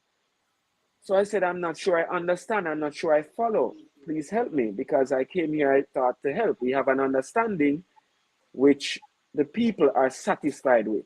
Isn't that where this whole thing is supposed to go? He said, well, we're not going to get into all of that here, but you're going to have to come down to the station with us. So at that point, again, I raised a question. I'm sorry, Superintendent, I don't follow. What's the challenge here? And he said, can one of you please assist him to the van? I said, I will not be going into a police vehicle, right? I have done nothing wrong. I will not be going into a police vehicle. By that time, the people started to react to what was now an escalated situation out of absolutely nothing, because we would have arrived at an understanding and we're prepared to now move to the next stage. The superintendent stated that I have further created tension by blocking the road and blocking him from coming out. This is me exiting the bus that stopped when he was coming out.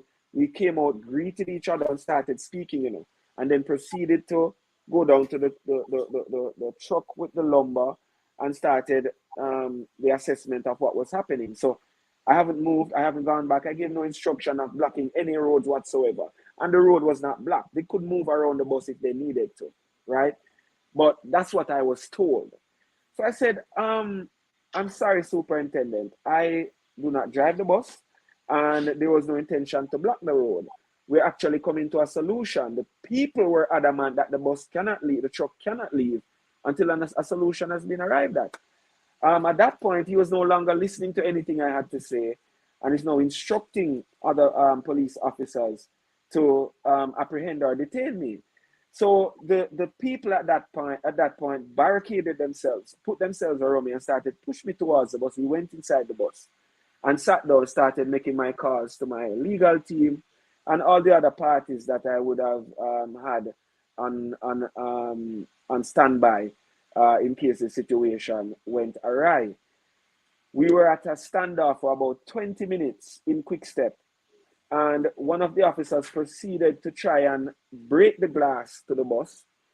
And at the time, at which time a few members of the community would have reacted. And one member from the community was actually punched in the face by the officer, who then pulled his firearm in a threatening manner, which, again, I think that's where the military stepped in, and or was it one of the other officers? I believe it was one of the other officers, one of his colleagues, stepped in to restrain him and ease him off and out the space. So it could have been a very ugly situation last night. I was summoned to a space to bring, calm and ease to pre-existing matters that these two gentlemen obviously have no information on and wouldn't have done their homework.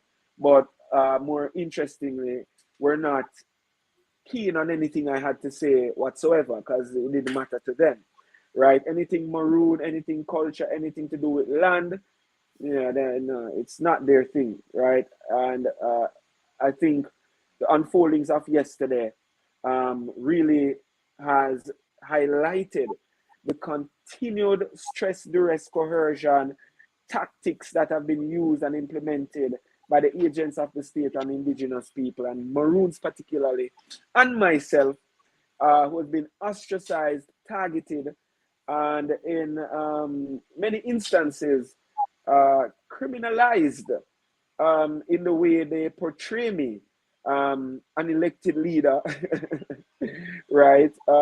Standing up for what is right and defending the rights of his people.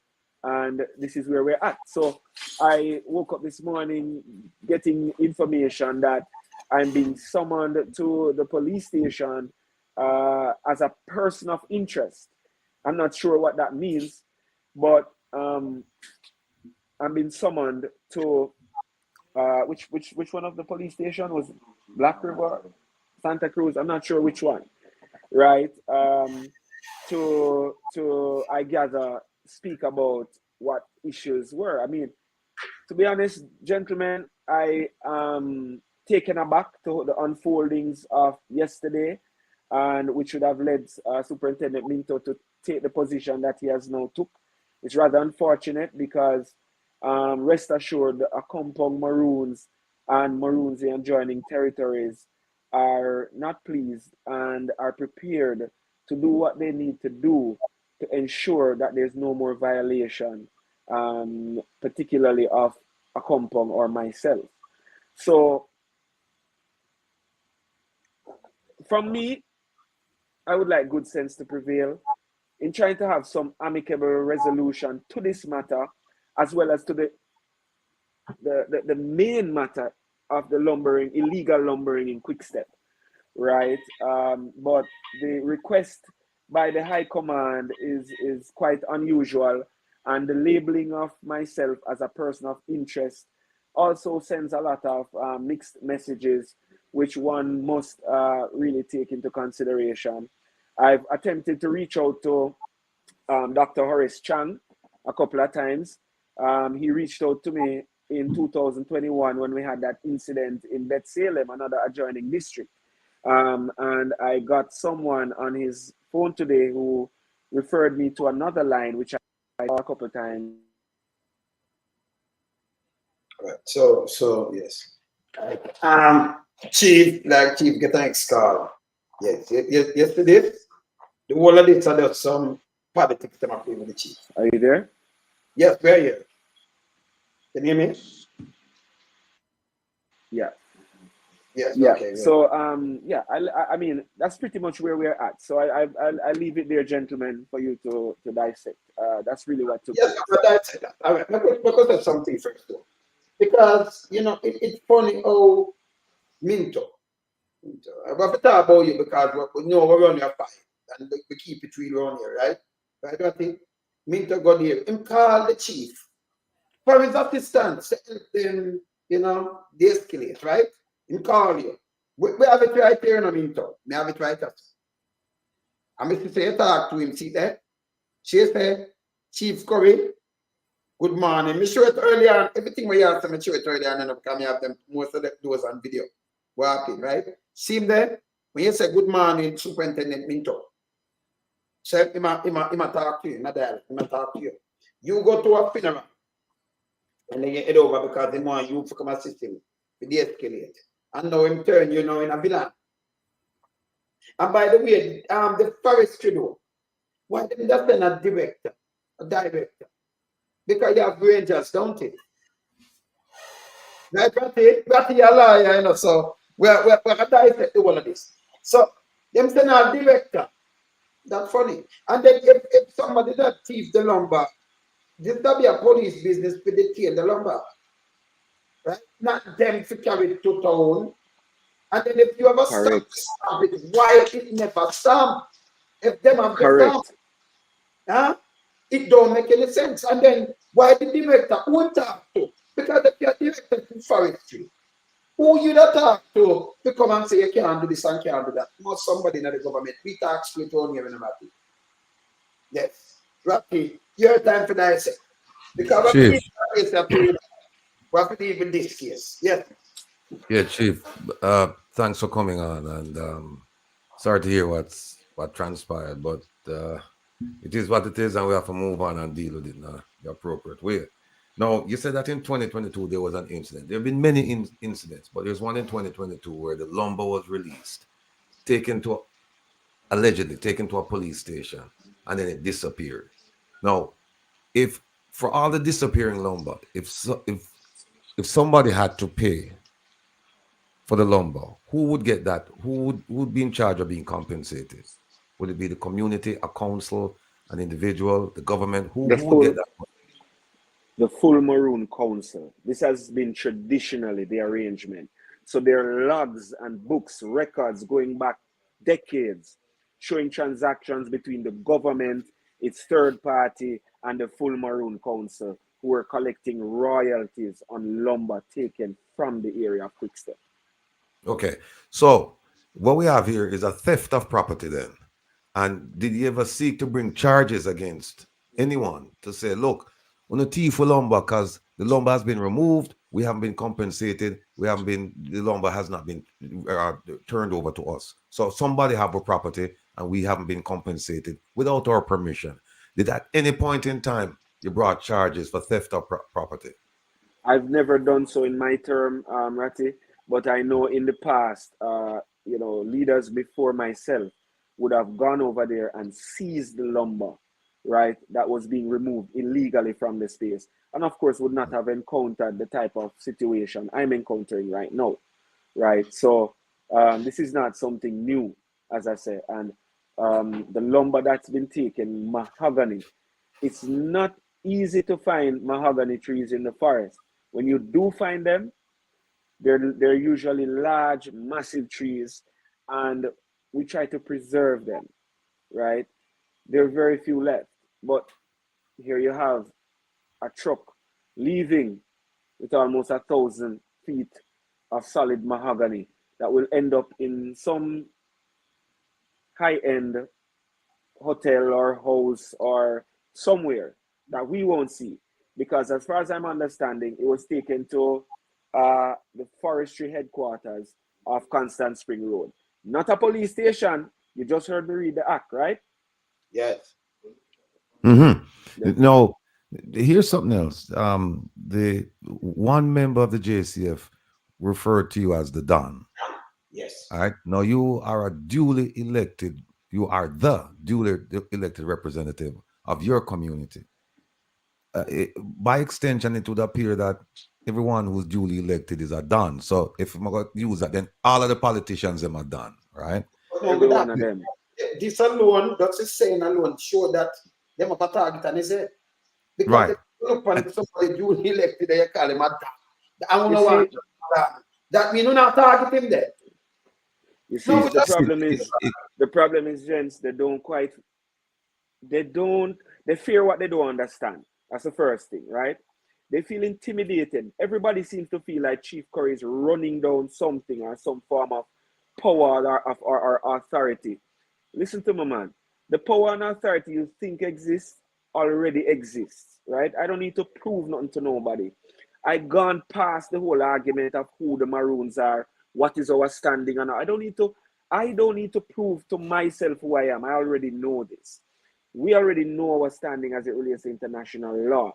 The challenge that we have is a corrupt system that is trying to bypass that and play a game on the minds of the people as if this thing does not exist. Now, this is something they've attempted to do for quite some time now, because the aim has been bring shame, bring ridicule, and bring embarrassment to him and what he's trying to do. It's been always the effort from every single government that has tried to infiltrate the Maroon territory to persecute leaders who've stood up in representing those rights and freedoms that we do possess. So this is nothing new, but for my case, I do feel it a very personal issue coming towards Chief Currie. Chief, let me run a couple. By the way, I have family in a Quick Step. In fact, when I was a youngster, I used to go Quick Step, the Barnaby's up there. I used to go Quick Step. My auntie, she have about I think like about 10 kids up there. In fact, I saw some of them this past weekend over in Canada. Yes. Remember the lady when we introduced it to? Yes. She's right. But my great grandparents, remember, I don't just my granny come from St. Elizabeth. Remember to my wife, people them my father-in-law. Remember over there in Berry, in a tree-line part of St. Elizabeth. Remember what place, So most of them things I don't know what show we have completely. Yeah, we have a stake in on this stuff. But Chief, generally speaking. Yes, man. Generally speaking, Chief, when a chief is elected, is that chief, what role does the Jamaican government play in recognizing the indigenous people of Jamaica and accepting the will of the people when they elect a chief? Is there a ceremony, or do they send out something saying, yes, we acknowledge and we respect, or they're just distance from it? All right, so I can only speak to my personal experience, Ratty. Right? When I was elected, I was invited to invited to Parliament by the President, right, Tom Tavares Finson, and I was officially recognized in my ascension. And in that meeting, the Speaker of the House joined, and the meeting was put on official record. And I was made to sign the honorary visitors book, which I saw signatures like King Selassie and the Queen when she visited, and a couple other high level dignitaries. So that for us was monumental and significant, because the Parliament and the Senate would have recognized my ascension at that time. Here's why I asked the question. Because if they recognized you, and to me it sounds like official recognition, right? Then have you ever seen a situation like this? I'm taking it that you grew up in that community, or you spent a great deal of time in that community. Have you ever seen the kind of challenges against the Maroon people by the government? Have you ever seen this at any point in time? It has never been at the heights that it is right now. The Maroons have been challenged in the past by the state and elements of the state. And many of those leaders would have resisted at the time. So there are stories that they could tell you of a time when soldiers infiltrated in a compound, and the colonel and his men actually cornered and escorted them to a particular area of the community where they surrendered their arms and had to leave for a senior colonel or somebody from the military came up to collect those weapons and take them out of a compound. That's something that happened here in the past, not so distant past. So there have been issues and run-ins, but none quite the level and the consistency that they have been with me. Perhaps I've been hitting a few notes that haven't been hit for some time, and it's resonating in the international community as it relates to law, the legalities of what is happening and what they're doing, and the discrimination, the open discrimination which is taking place. Remember, the Prime Minister told all government entities not to engage or do anything with any group or body claiming sovereignty, right? So here we are again in the sovereign people, them land, taking out them lumber and saying that them not have no money and them not have no hospital and them not have no school. So you say them sovereign, right? All their things are being extracted, right? So the cockpit country, right? Cockpit country protection, protected area, protectionism. But on the other hand, we have exploitation. the forestry department, protectionism, but on the other side, we have exploitation and enrichment. What is taking place that we are not seeing, or we're not asking enough questions, right? Because obviously, if you do ask too many questions or to be too much of a hindrance to what's in front of you, then obviously you're targeted as a troublemaker. I am not a troublemaker. I'm an elected leader at the I have two quick things before I know Sis one jump in at the conversation. Two quick things. The first is that the superintendent Minto, you explained to him legislation governing the removal of timber from protected land and his responsibility to seize, if necessary, land lumber that people can't account for without stamp. And he ignored that. Are you going to file a formal complaint against him for failure to act within his established responsibilities? So we're really exploring all things that are in front of us, Ratigan.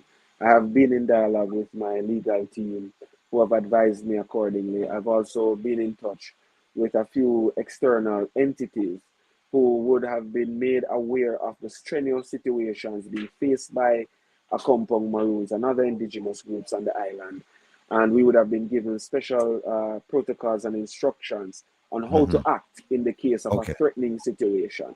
So we are also looking at activating some of those and doing what is necessary to protect the integrity of Akompong and the freedoms of Akompong and the office of the chief, and will not be in any subjection under any circumstance of duress, stress, or coercion that is contrary to the beliefs and the rights and freedoms that we possess as free people. All right. So, respectfully, I'm not going to try to mix my words here. I'm being very clear. We want to have a resolution of this issue. I am not the problem to Superintendent Minto. He should allow me to express what the real problems are and we together find solutions. But it won't be a subjective tactic or submissive tactic, sorry, right? And it won't be a coercion or a misrepresentation of what was met on the ground and what the people themselves identified and highlighted, and you yourself, Minto, invited me to come and assist in bringing a result to. I cannot be your enemy, sir. I am not your enemy. All right. The last thing before I ease off of the podium here is they have characterized you as a person of interest, and they have summoned you to appear at some police station, whether it's Balaclava, Santa Cruz, wherever, tomorrow morning.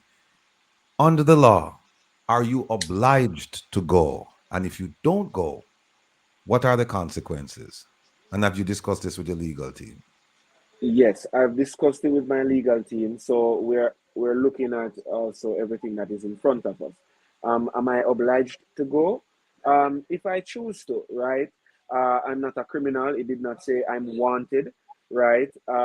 We obviously have to assess what is the safest position and situation, obviously for me, because if I feel that I'm being targeted and if I feel that my rights are being infringed upon, then naturally I'm not going to go in a space that I feel that I will be oppressed and also impacted. So with that said, we're exploring the best possible way to have an amicable resolution, Rati. I won't be saying I'm not going to go, and I'm not going to say, yes, I'm going, right? Okay. We're in the process of assessing that. There are things to consider, particularly with the comments that were made by some. Oh, by the way, there were threats left by some of the officers, by the way, to some of the community members and other Maroons who were there. They were told that up your funeral, so wait till we come down on a flat. You know, so that is a straight threat right there, right? So I'm putting it there for you and let you know. And again, Chief Currie was summoned and asked to provide assistance. I also saw the counselor, by the way, the JLP counselor, who told me, who was on the phone and saw me, signaled to me and said, he's on the phone. The NWA is trying to get in touch with me. So I said, really? He said, yes, apparently there's an issue in Quick Step and there's something that they're trying to get in touch with me to see if I can assist with, clearing whatever was happening. So I said, well, I know I got a call from the superintendent this morning, so I'll be heading over after the funeral to see what's what. So, when I tell my people all these things, they say, I set you up, chief. I set you up. But I said, relax, right? We're going to see what's happening, and that's exactly what we did. We went to try and find a solution. So, Ratty, we just hope for the best with this situation. And again, I'm no criminal, so I have nothing to hide from or nothing to run away from.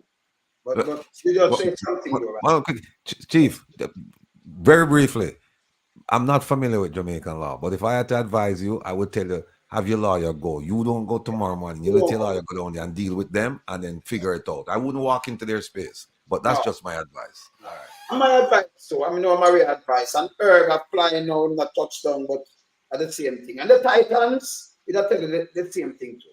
They know what right now. The Titans are telling you the same thing.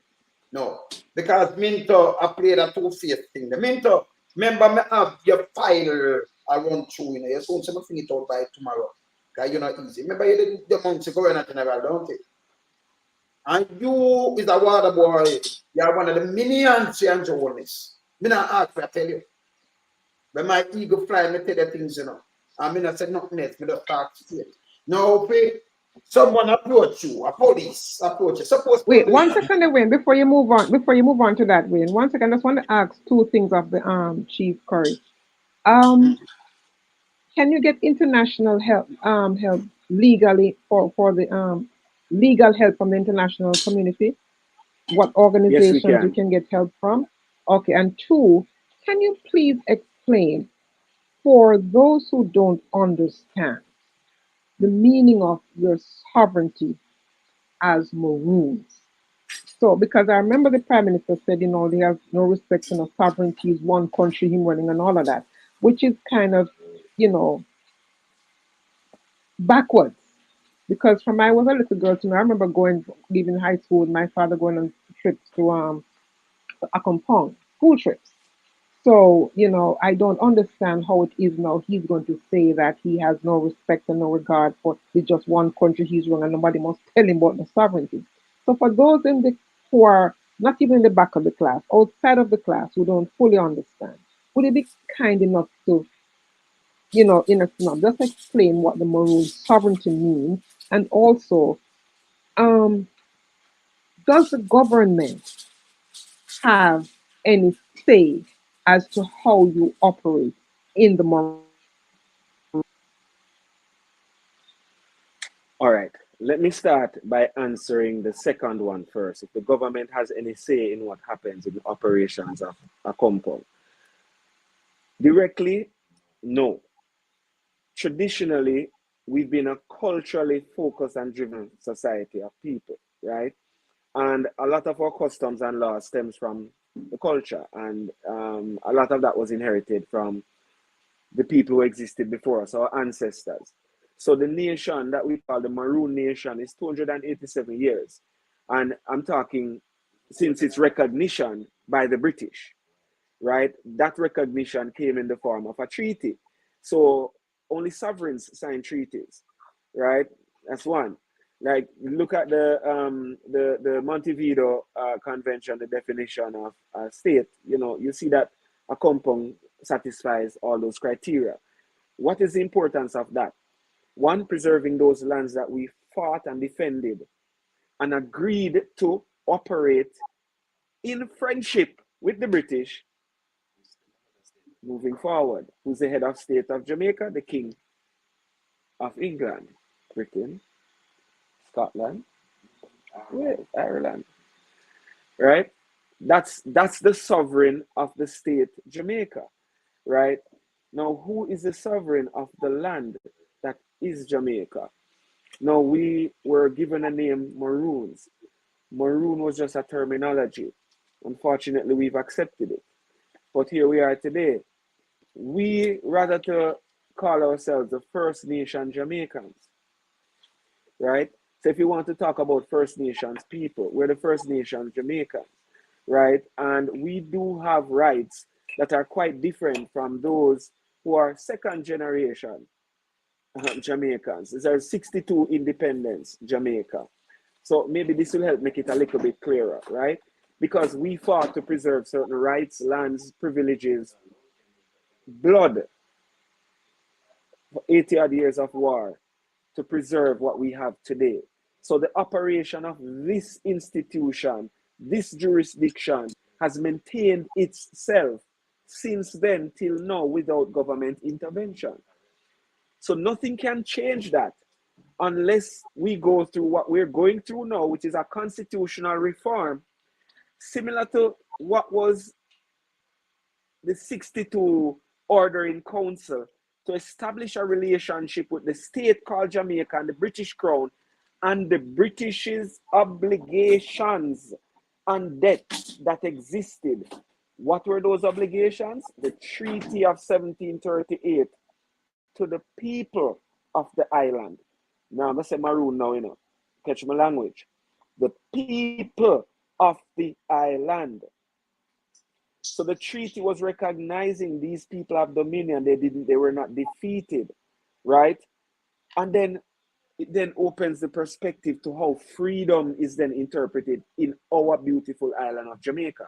Because truly today, there still lies a choice whether you're on the Maroon side of the fence or you're on the British side of the fence. That's the truth of what exists today in our island. The dual jurisdiction, which is what the man said about the hammer, that if we stamp it, it creates a jurisdictional challenge, right? One which they're not prepared to talk about or deal with. So I'd like to know where all the lumber with the AT stamp is gone. And Ratty, it would mean that at some point there's some claim that should be made on that lumber, right? This is the stamp, right? That's the stamp, right? That's the hammer, right? And it has the initial AT. 80 for a compound town. Okay. Oh, when it's stamped. But in light you mentioned about the constitution. In light of the reforming of the constitution that is going on, that conversation that is going on right now, what role does Maroon play in that conversation? Because you have to have a say in that conversation, because you cannot have a constitution without acknowledging the rights and the sovereignty the government First Jamaican, of Jamaica. as First Nation Jamaican, exactly. So what conversations have you been having with the Constitutional Reform Committee to acknowledge your presence, your rights and responsibilities? If you refer to my social media posts, a few posts, I think I have one there that I've pinned at the top of my page. You will see where I think it was in March that we went to the office of the Minister of Legal and Constitutional Affairs to hand deliver what was perhaps my third or fourth letter to that committee to seek conversation and dialogue with them with regards to the same issues we're talking about here. So you see, the same quick step issue is an issue that would be resolved if the dialogue that is necessary regarding constitutional reform and the place of the island's indigenous population, particularly the Maroons, and the relationship of the 1738 treaty, because that's what they're running from, you know. It's the treaty that gives the inhabitants of this island their freedom. It's that treaty that so many people have been shunned away from that actually possesses your freedom, but they want you to push it out the door. So what this is coming under is they're trying to force all the indigenous communities to the argument of indigenous rights, which is different from when you're talking about treaty rights. Very, very different. So in defending my treaty right, I'm also defending my land. That's the problem, because any encroachment now becomes an international issue as it pertains to the violation of that treaty and the lands covered under that treaty. You see the significance now? So I find and I believe the government is deliberately avoiding any contact with a compound or myself because we've expressly invoked this treaty and we've shown that we have the knowledge and intelligence of how to use it, how to maneuver and engage with international diplomatic entities and also agencies who represent those rights and responsibilities. So, you know, I don't know. It is the fight that we've come upon, and it is the road that is in front of us. But our aim is to have amicable resolutions in all these things, because constitutional reform would address the Maroon situation once and for all, and would put to rest all this question that we keep talking about, sovereign and this and that. The challenge is that where these examples already exist, our government is not willing to explore them. Even as we have presented them to them, right? We have not gotten a response from them regarding constitutional reform, nor any acknowledgement. Maybe getting our next call, another call, coming on back. But you know, we want to say something about the mahogany itself, you know, because that are not a poor man, that truckload of mahogany there. Now go to no poor man house. Remember, you can't even buy a little pitch pint bed, you know. Yes, he's back. Yes, Chief. Yes, Chief. Yes. Sorry, go just ask that question again, my brother. My aunt. Yes, I was saying now with the mahogany, expensive lumber, make some beautiful furniture, expensive furniture. We know that now got to know little poor man. So when them get that call, we don't even fear if but I think nowhere is most them come for this. Them come for this rapid. Right? The chief gone on that gone off again that can get the next call. Because I'm a cheap lumber that in a ratty. And I like some little poor man I think that some little poor man that buy it because they might build some mahogany furniture or something. Them they're going to some hotel or some uptown houses. Yeah? And when you see director come into the space, yeah, and then them kind of police and them come with soup, them come with inspector, you know, something like one. Government behind this. Andrew, you're behind it. You are doing these things. You understand? And a time, and this a time now, and I was serious about it. Andrew, you with the 21%. Remember, you know, the last election, you know, 79% of people not vote for 21%, you know. You're not even a real prime minister, brother. And you're running on the country. A time for this. But Wayne, you make a very good point right there, Wayne. 37% of Jamaicans right now see Andrew in an unfavorable light, which is more than the people that voted for him in the last election. Yes. 21% voted for him in the last election, right? And yes. right now, 37% of them have unfavorable view of him. Yes. But you know, so something is radically wrong with that picture. So he has never been popular. No. He used a crisis to call an election, a pandemic, when people stayed home because of their safety, and rightly so. But what did he do after he won the election?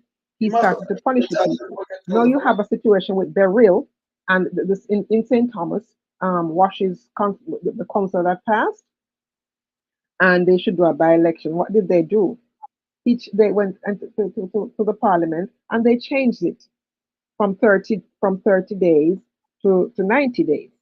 And so you see that, and what they're using is Beryl. So I can't understand how you're going to use Beryl as your reason for changing it when you had a general election in a pandemic. This is just one district. One district. It's not the entire country. One district.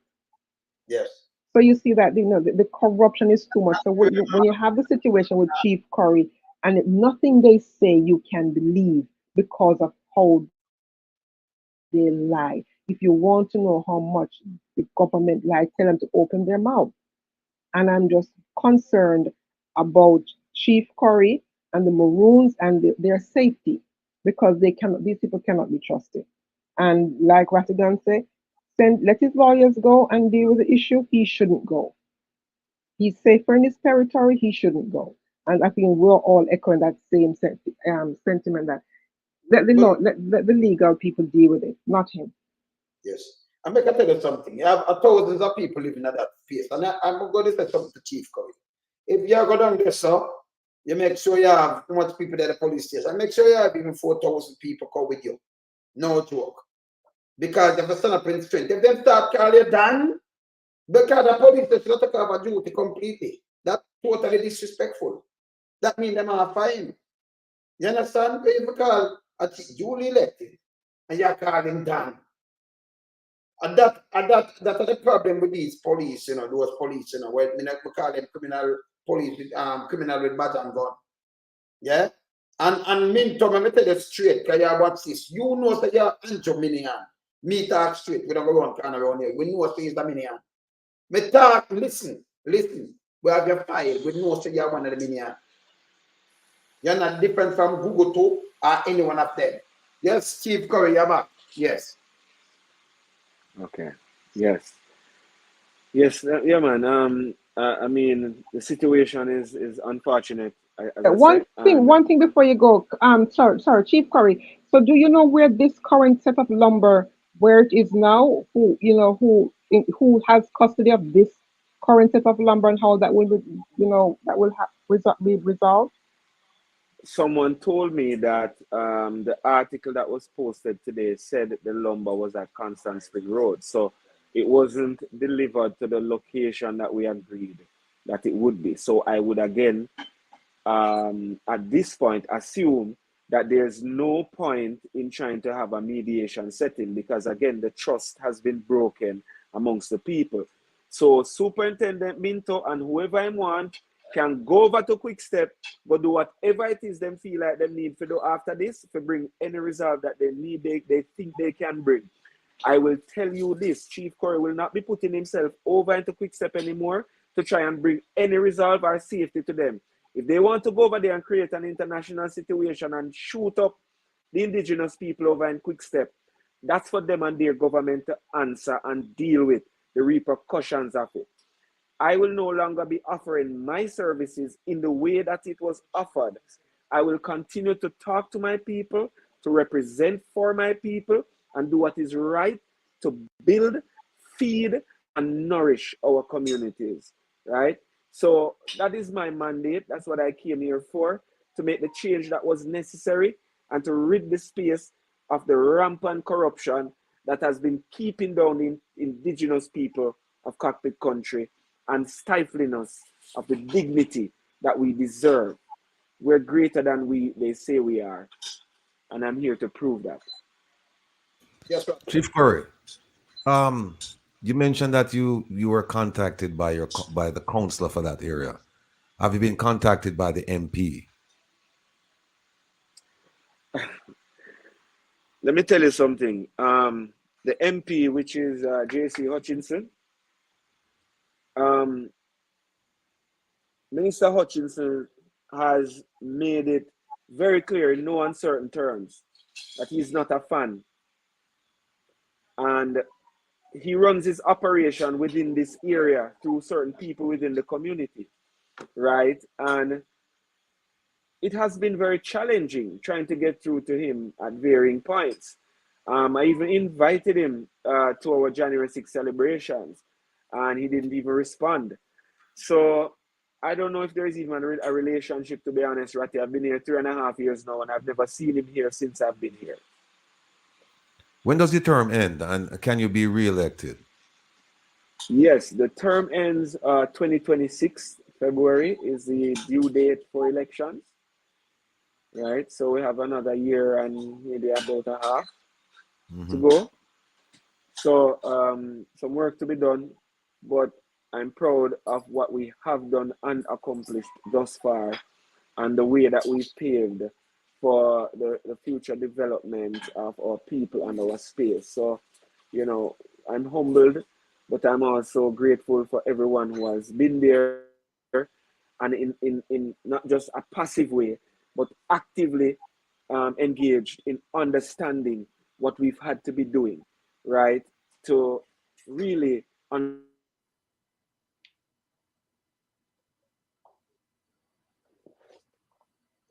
So Hutchinson claim he's not a fan. But at the same Hutchinson, we take the 1,400 acre land. Hutchinson, right? Yeah. So Hutchin. I Yeah. give thanks again, guys, for having me, right? Yes, yes. You can hear me? Yeah, man. You Yeah, can hear me? Yes, man. we Yes, missed what you just said. We missed it for about a few seconds. Okay, yes. I was saying, I don't remember, I think I lost my train of thought, but I will keep You you were in talking touch about on, you're talking about the work that you were doing on the re-election efforts. right. So I'm saying the work that we've done for the time that we've been here has been none short of amazing in the time that we've been able to do it with the limited resources that we've had and the people who have come alongside us to help work with us in fixing our community issues. By the end of this year, Ratty, we're supposed to have water in a compound, running water. That is great. That's the greatest thing for me. It was one of my greatest ambitions to bring back water to this community. And I think at the end of this year, we should have that. And for that, I'm grateful. Farming is a big thing here. We'll have more opportunities to go out into the field and produce crops to sustain ourselves and nourish others who will need it very soon, right? There's so many things that are in the pipeline of what we're doing as far as development is concerned, but we keep getting setbacks. Like yesterday, and the stories of the papers today, they act as setbacks to turn people away from wanting to come here to work with us and to do productive work. So we do with what we have. The message of the Maroon is a significant message to in the annals of history, the Jamaican history, and but it just seems that the only time we hear about the Maroons is usually when we have an incident like this. Is there any concerted effort on your part and also on the part of the community to say, listen, the history of the Maroons and our plight and our challenges, it shouldn't be whenever we have a crisis. It should be an everyday thing that we're educating the wider Jamaican population about who we are, our connection, and all of that. Is there any effort in that direction? Yes, Ratty, particularly from our side. The government is keen on telling one side of that story, right? And with the resources they have and the media power that they possess, it's quite hard at times to counter the narrative that's been spun, right? So from our perspective, we've been doing a lot on the ground within the schools and also through the tours, educational tours and informational tours that we do here in the space. And what we want to do is move a lot of that activity and information online where people can access it. So we have a website, right? We intend to enrich that space to allow people to get back to their roots and dig in to the heritage of who we are as a people. I'm also writing a book, right? Giving the interpretation of the history and the unravelings of my encounters as chief and pointing to my vision and perspective for our communities in a new age Jamaica. So there's a lot that we're trying to do, Ratty.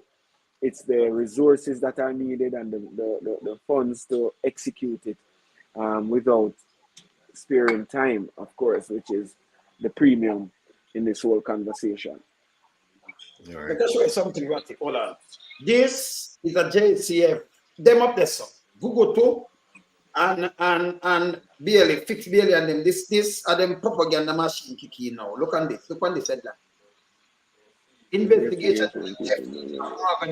Abduction, obstruction, forestry department agent. Abduction and obstruction of forestry department. Abduction, anybody you hear about that sound like them want to bring some charges, Because well, they can't. Well, Ratty, let me tell you this. As I said, I was not made aware of any incident in Quickstep until Saturday morning when I saw that missed call from Superintendent Minto. And that whole thing started. Sorry, you hearing me? Yes, we hear you. You hear me? Yes, that incident started from Friday, I believe. and I was not made aware of anything happening in Quick Step until the Saturday, right? So, sorry, I lose you again, guys. I'm not hearing you. Hold on. We're hearing you clearly. We're hearing you clearly. Okay, okay, yeah. So I'm not aware of what they're talking about in terms of abduction and all of that stuff, right? Again, let me say this. I'm gonna say this loud and clear to the people out there, right?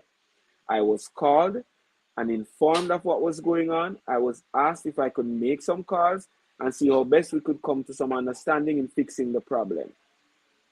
I had absolutely nothing to do with anything that the papers or whoever it is in the background is trying to conjure up. And it is for those reasons why the trust that is there cannot flourish, because of things like which you just showed me a while ago. I did not see that article, but I will go and look at it. Thank you for that. You know what? The police send this to me, you know, because you have some good cop. I not thought the criminal with badge and gun, but this, I want them at some property. Google too. And let me just tell you. They say abduction. You see that? You see that? Abduction. Yeah, the article. Yeah. See that? And if that was, see that? The Jamaica Constabulary Force. See what them put out? An obstruction, yeah. You see the abduction and obstruction. A forestry department agent. A forestry department agent when they go there, thief Morgan. That are not some good people want this. You understand? That are some big boy want to make some expensive furniture. Yeah? And this the hey guys, listen, bless up here. I'm going to make some call. I need to do something. See? This is a serious thing, and we're not going to take it. We're not going to take it live. It's not you have the support. You have the support. You have the support. I know Sir Richard Currie stand up and defend Maroon and defend the Jamaica people and defend rights and freedom. We're not surrender to no government, no corruption, and we're not put ourselves out there to nobody. We are trying to intimidate and create a strenuous situation for we have constituents. We're here as elected leaders. We have mandates and fiduciary responsibilities. If you're not prepared to live up to them, step aside. Blessings, yes, Jamaica. Blessings, everybody. Bless up, yeah? Good. Good, man. Yes, man. Yesterday, I cook up something, you know. This is how they cook it up with you and James, brother. They cook it up with you and James. I tell you something with the even Ruan James. See them cook him up there. So anybody when only shampoo within 21%. 21% about him, not even a prime minister. Him not even duly elected. Because you should have some runoff if you get 21% anywhere in the world. You know, you have to get some runoff, don't it? Yeah. Yeah. Yeah. This after the voting population, brother, and they put them on a BF. No, but hold on a second. Remember what the policeman tell them, you know. Uno control up here, so but wait till we catch you down on the flats. So why would the chief go down there then? Me not go down there. You mad? And after me go say this about obstruction and abduction and obstruction, me not go. I cook up a charge. Them a cook up charge. And I say forestry. Forestry when a criminal too, you know. I remember when I cook up charge, remember we go on start watching. You see, no. Well, that's what I ask the chief, you know, if them did file any action for the stolen for the theft of property, for the thing there. With something, you know. Yeah, you need to file that. And then also, you need to file some civil lawsuits against the government and Minto, and the guy, the forestry guy director, all of them. You need to file. And the policeman who tried to look out the window, him forget charge stuff, right? Yes, and all of the ones them up there who misbehave and things, them need to get some charges filed. Them need to get some charges filed. Yeah. Minto behave bad and hear this. St. Elizabeth, on the rise up, and you don't want him in there, man. You don't want him in there. No, him for go away. Him for leave. You want a police. It's a real estate master, they say, we'll get involved. Well, look, here's how we get involved. We have to be invited. We can't just run in and jump in and the things, so, you know. Yes. They have to say, listen, we need enough help with the certain things, and then we'll come to only, you know, our people and say, okay, here's what's required. We are go or we not go. Because when we are move as one unit. We don't want to move and some go sideways, some go back way, some run and some hide. No, we go as one unit. But it'll go work out, man. It'll work out. It'll work out. Yeah. Can we not sit down and make them do this? So right now, them have to up charges. It's a pity, Chief Currie, because Mystic just sent me a question to ask him whether or not the government recognizes his sovereignty as the leader, as the chief, you know, and it doesn't appear that way at all. Maria, him say them call him and him say yes. Him say yes. Him say yes. Him say father in law. They respect it. So they respect his authority as the chief for the him go and them sign and they don't in the parliament there and them they recognize him, but them want to break it because they want to cut the mahogany and they want to mind the place. You see what happened? What think happened, you know? That's a problem for them. What think happened, you know? I think them recognize him and them say, okay, we're gonna work with him now and teeth out things out there. And then him say, no, it can't go so. And then them just say, we don't want him. Them say, we don't want him. Somebody say, yo, I get rid of cats for them time, you know. He was after them stay. I mean, as I said before, Minto is a yes man to you know. Him a minion. You know, him a min, M-I-N, top, him a minion top. Minto a minion to you know. Him a 100 million. No, you see, me's a different kind of coot now because you say if me does and Minto say, but that's the team say, but I look on one of the subordinates and say, listen, may I ask you under the law if you arrest Minto. Of course. Now, if I arrest him right now, and if you not arrest him, you'll bring charge against you. I'm Minto. Arrest him. Yeah, I'm Minto. Yes. Yeah, would I do it? The one we call him that done, you know, him to get charged to, you know. Forget charged. In elected. So when you call when it's our in a dictator. No police are supposed to. Because here's the thing. What is the definition of a don in the Jamaican parlance? It's a criminal. It's a criminal. No, in the word of Catherine Daly, you know, it's only $1 Clarendon. I done a van. You know, I check them like you know, because they say you're done. So they might get out done knowing. Yes, they bring charge against him too. Yes. They bring charge against him. Hey, them lucky, you know what? I'm going to put in for going to go practice law down in Jamaica because I get the chance to do it during COVID and I just said, Chuck, me can't bother. Because he said, me the amount of lawsuit that I filed, every day I file one. Every day I file one. You would be one of the few good lawyers practicing there because 75% of Jamaican lawyers are dishonorable. So you and ISAT, and you know, you'll be one of the few good ones. You'll be part of the 25% that are honorable attorneys who respect their profession and the people that you work for. Yes. Now I said something I show some people and some boss, you know. Because you have some little liar down there now will push up them head. Them still a take coke, you know. I want to know them things that when I tell them King Council, yo, I'm going King Council, so them know them say, just come to the say. And who the cap fit way, who not take coke same way. I want to not go to the depot, so now still a take coke. I want to know on the say. Still a snake. No, Natasha, I would have filed a lawsuit them from Yasa, but because my license down there, I can't do it down there. So I do it from a distance, you know. I'm going with my team. Oh, by the way, it's talking about team. Go ahead. Mr. we have to mistake. Yeah, the situation as it is. Yeah, I want to ask a question because as it relates to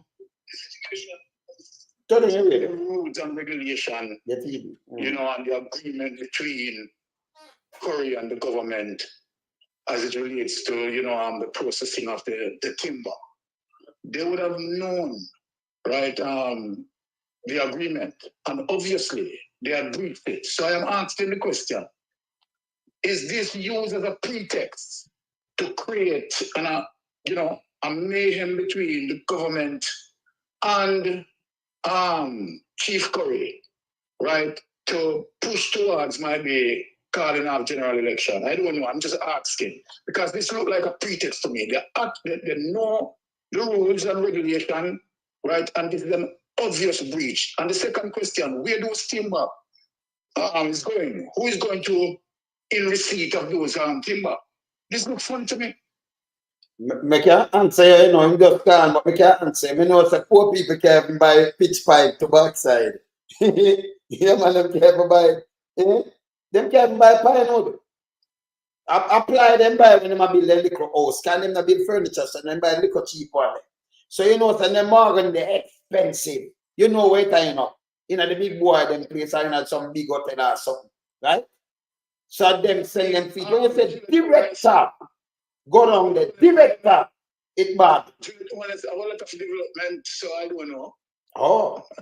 That's it. There's a lot of development going on. Yeah. Where Mystic said, there's a lot of development going on.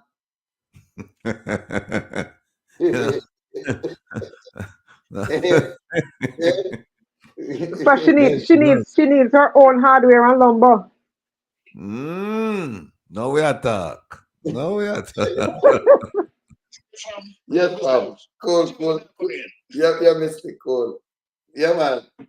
Yeah, Matty. Yeah, man. This thing about the chief, it's what you know what? I say, I come from a different club because legally me believe in being aggressive. So me would now wait on some of them things if are happening. You know. Me have file all over the place. Me have file with international agencies. Me have file with local agencies. Right? Because and like me said, the thing with because look, you have to realize that a man like Mr. Minto, based on what we heard, he's not acting on his own accord. He might get instructions, right, as to what to do. And therefore, and then when a policeman like that, you gotta tell him the law, and they must say, boy, I mean, I don't want to get mixed up in this. The law is the law. You mean you don't want to get mixed up in this and mixed up in that? Maroon thing. The law is the law.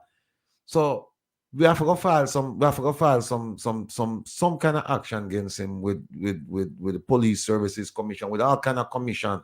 Because that's the only time, you know, you have to lean in the wind. That's the only time them respect you.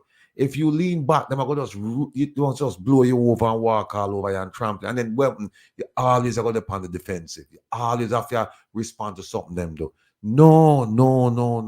You're supposed to go up on the attack. Go up on the attack, man. No wait till in time the thing almost finished. You realize, oh, right, you know, I can lean forward. No, lean forward from the beginning. When them lean, you lean in them. So, yes, I hope him not go tomorrow now because this sound like them I set him up. Him come down there tomorrow. And when him come down, them just grab on upon him. You know? And you know it go already.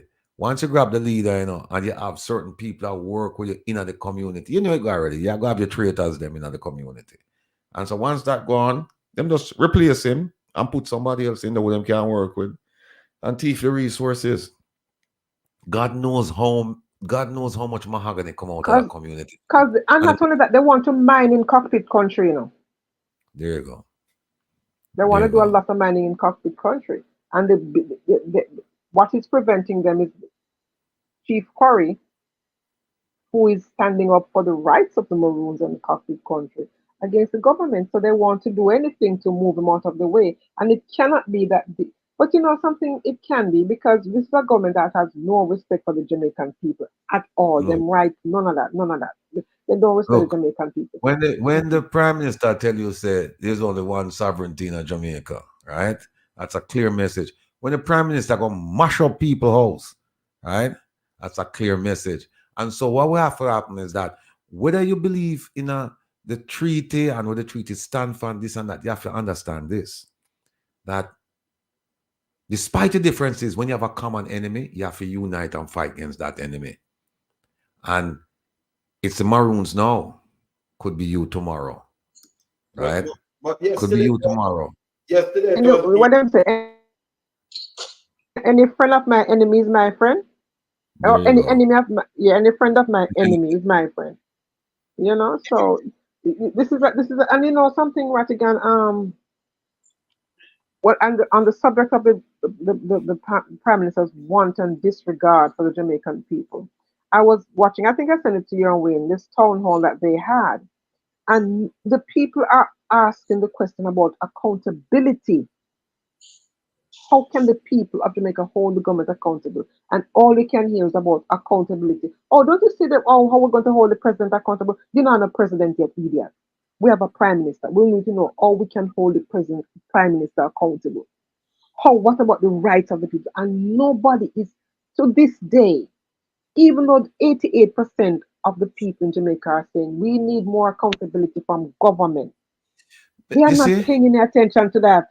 No. They're not Let me show answering you. that. Let me show you. Let me show you. Go ahead. Go ahead. Go ahead. I once went up on the phone. I tell you something about some nice. Go ahead, sir. Yeah, man. If I should know who are around and target everybody who believes Currie show, they force them to pay 15,000 a year for life. And we who buy the lumber, we already buy it from the sawmill, who already pay for forestry. We don't go to forest to put lumber, we buy the lumber from a third party. And we have to pay 15,000 a year, just $250 to register. And they are calling police, and we cannot, they are saying that we cannot function without paying $15,000. So tell me something now. But we never heard this before.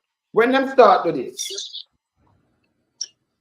They start a couple of years, then Portia win the election, they stop and they started back. Oh, so then it started and Portia win the election and it stopped and then Andrew started back. Oh, so do start it. Okay. You know, so them are pocket money. All right. All right. Leave that back.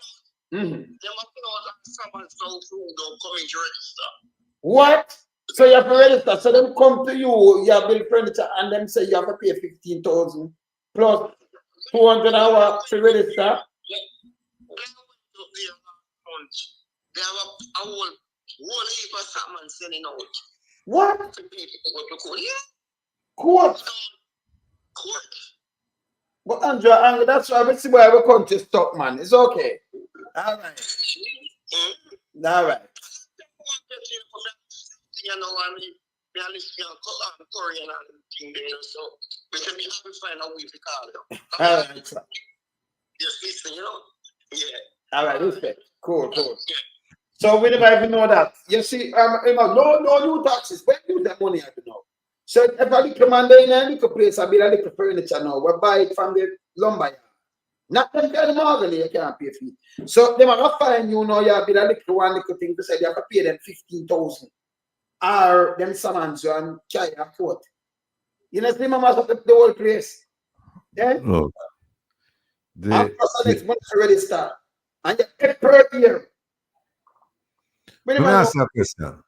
When you stamp the lumber, because I see some pictures, them stamp it at the end, right? Yeah. All right. And them say they measure it, right? Now, what can stop them from cut off when it go down there? Cut off with the stamp there. Yeah. So now you have a different measurement, so them can say this is not the lumber will come from up the south. No, but tell my wife, if you cut it, you have to say you the sack two different things. And if you cut it, we are no say cut it to you know. Yeah, but you know, no stamp not upon it, so you know them cut it and you no, but they have the measurement. They have the measurement, you know. Yeah, so you cut it off. No, but when you cut it, it's a different measurement, so them can say it's not the same, it's not the same come from, because it's a different measurement. Yeah, no, but they have their measurement to prove. So then I feel the measurement. But what I say is that them can't have the stamp, and then because they never follow up before, and I said where we lumber there, where money there, them just cut off the stamp and say, hey, it's a different measurement we did have done and that. Yeah, because here you have a point there. Because here's the thing is now he said now this current number from yesterday is at Constant Spring, when he was told it was at a different spot, but he was not told to Constant Spring, different location. So that is why he doesn't trust them, so he can't deal with them. Right. Here's another thing. Here's another thing with our hope. It's so rich Beverly Hills. Don't worry yourself. Not Constant Spring not too far from Beverly Hills. Since them have a problem, right? And them have with the Constitution and them say the Constitutional Reform Committee, you would have think that them say them have the deeply entrenched provisions of it. But you can make something a deeply entrenched provision, and the sovereignty of a people within the sovereign country of Jamaica, that should be a deeply embedded thing. Why is it that them never deal with this issue then in that and say, listen, we're going to recognize the Maroons, they're going to get certain rights, we're going to do this, and then all of them issues that we have right now, you wouldn't have them you wouldn't have to go back to a treaty, because the Constitution would include that treaty there, and whatever they want to take out that or leave out that. Why them never include them people? I'm gonna ask them that question there. Say, not talk to them people, and will the sovereignty of the Maroons and the sovereignty of Jamaica still be separate and apart as it is now? Let me show you something, though, that in Canada, in America, you have the indigenous people them same way. And I see them give them rights, I see them do certain things, see them have, them have certain land where say, okay, we deal with them, and that. Them get tourism, them get all kind of things, them make things, And the government makes sure sending them food, them give them money and everything too, You have some different nations, them reject some money, because you have some of us, some of the indigenous people, them reject. Government have like $2 billion US to them. In the US, you have certain people who reject the money, and them have, and the government put it down, it a grow, with interest, if they want it, In Jamaica, it's a different thing, though. Yeah? Because that bringing tourism and do a lot of things there, You understand? And all this come and mash up all of that because they want to mine out the land. They want to do what they're doing, they want to cut mahogany. They don't want to see that. They don't want even certain things that mahogany, they want to cut, And it's there, So they just go cut and move. And I use the police. Them I use the police as villain and do them do dirty work. Eh? That's why Holness himself last week, people go to me to ask him, how is the crime statistic in St. Elizabeth when we have breeze blow mass the whole place and it must say 30%, meter time down 30%. This is a joke. Eh? That's a breaking protocol. That's why I tell you, Holness is not good. For him, I go to the soup. Then you see what him do? Him use the soup. And him and them use the soup now. Yeah, that's a breaking protocol. The man are going like him on the police force. The police force are going like them are work for Holness. But the other way around, remember, Holness and the police force are work for the people of Jamaica. No separate. Eh? No separate, we are sure. Him himself, not the chief servant of the country. Holness. And him say it too. Him say it and him know. But him a behave like a done, like when Siago said the only done don't actively are him.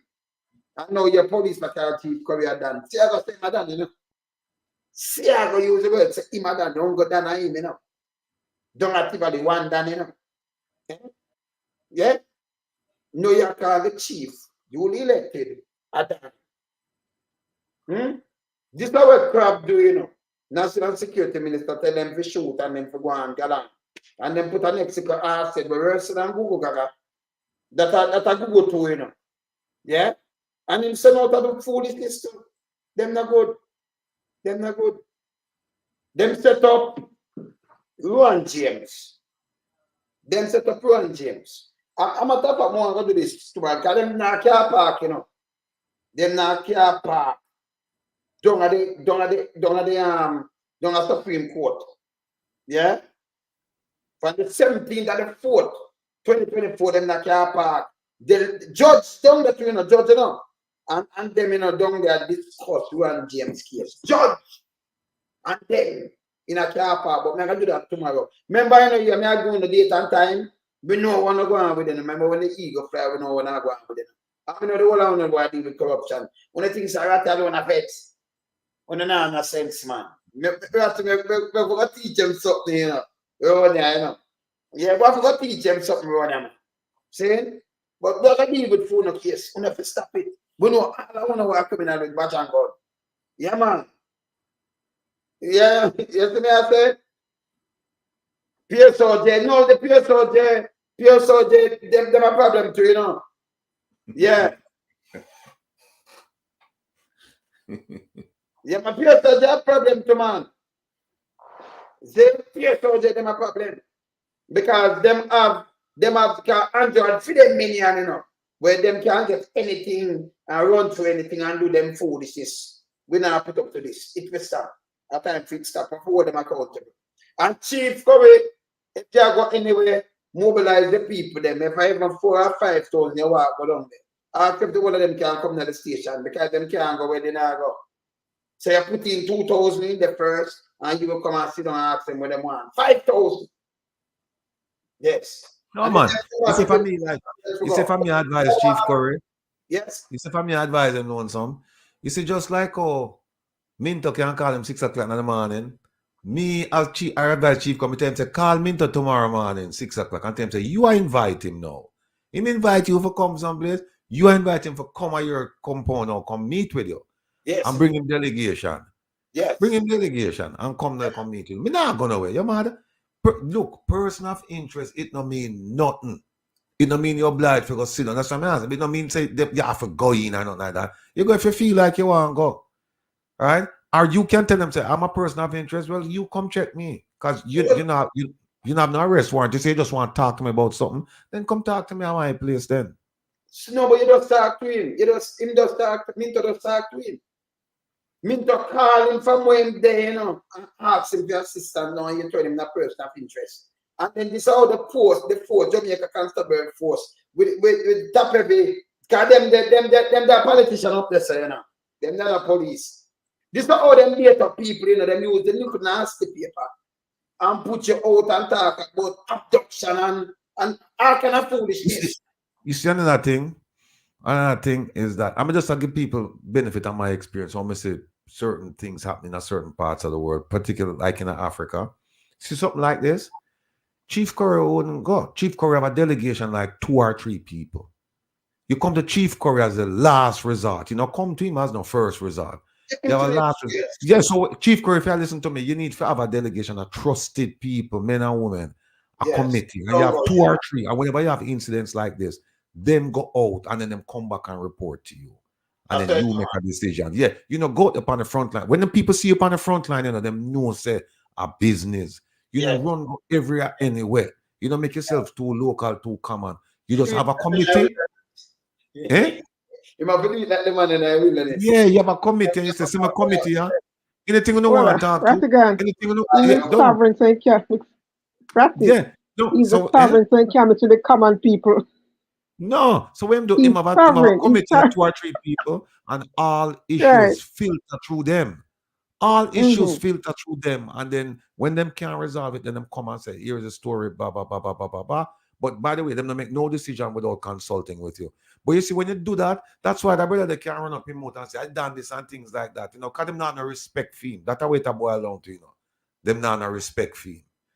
You have to make them. But he has to show his authority and that his authority has some power to it. And say, no, I'm not coming into your space. You want to talk to me? Come into my space. Yeah, you don't call chief. You don't call chief. You just style him like him a common criminal. But yeah, and I'm talking about that. That's so disrespectful. I mean to not stop him from saying, I want to duck the glass.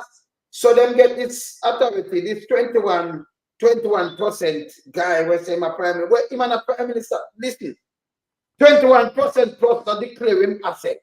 Him not declare no in statutory declaration. Him shouldn't even the right to right narrative. Yes, Carla, how you doing? Yes, wait. I dreamed the other night and I saw this entire debacle that took place in Quick Step. And what it showed me is this.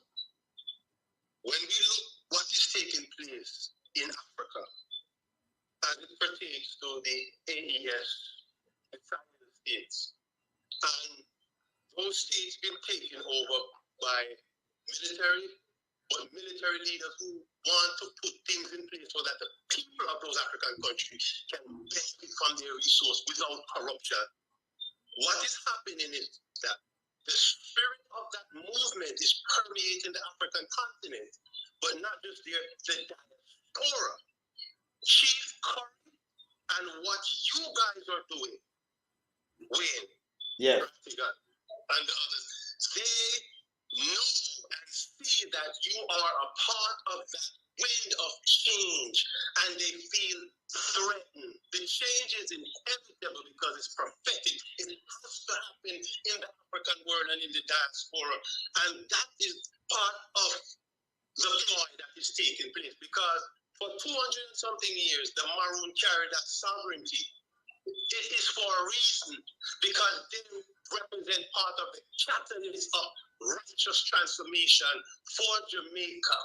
And it will take place in other or states that you have predominantly black people there. They know what's happening. And as you told Currie, do not take this lightly. True. It's deliberate. It's diabolical. That's what I wanted to say. All right, respect, Carter. Respect. Yeah, man. Good card. Yeah, man. Good patriotic. Yeah, man. I say now, Chief Currie. Now, Minto is a bait. Minto, you are a bait. I will know say you are a minion. We are telling you, we not ask you, is a minion. See? You are one of them. You are not real police neither, you know. No. You are a politician. See? This have to stop in a ratty. Them need to stop. When you see a director, you want to see a director go down there, so you have some range on them thing, them people are thief, lumber, now kind of like a foolishness. And why if the man, if them didn't do that, thief, them own lumber, now them that deal with that and deal with that, you won't even kind of police to start to whatever. Right? We take out something and stamp it and not own a with the lumber. And then all them notes of lumber cut down way up in a quick step, ratty. Eh? All them know that. Remember at Storm, now we not Storm just kind of day, you know. Hey, hold on there. You see the article you just showed? Yeah. Right? The one, investigations into theft of mahogany, abduction and obstruction of forestry department agents. I charge them one charge the chief, you know. Charge them one charge. Here what it say. Them said the lumber was stolen, right? And that they're investigating the theft. It says this illegal activity has not only resulted in substantial environmental and economic loss, but also endangered the lives and safety of state agents and members of the wider community. Which is fine, right? You want to lock up people for stealing the lumber. You're going to investigate that. But here it's further down. It says, on Friday, July 26, 2024, agents from the forestry department discovered and seized piles of illegally harvested mahogany lumber approximately 8 miles from Quickstep. Unfortunately, their efforts were obstructed by roadblocks and aggressive actions from unidentified individuals, culminating in the abduction and obstruction of these state agents. This blatant disregard for the law and the safety of public servants is intolerable. Them right, that's right. So this is a charge. I'm going to get ready to charge some people. It says it is imperative to understand that these actions are criminal offenses against the state. They are criminal. The individuals responsible for these heinous acts will be identified and brought to justice. We are committed to ensuring the safety of the community and agents of the state as they carry out their lawful duties. And it goes on and on and on. So you know what thief the lumber. You know what at the big boy, Angel them send them to the lumber, you know. Because this one put us to them be like, yes, nobody not buy it. Hey, you know, go away, you know. You go away, you know. No, you be go away, you know.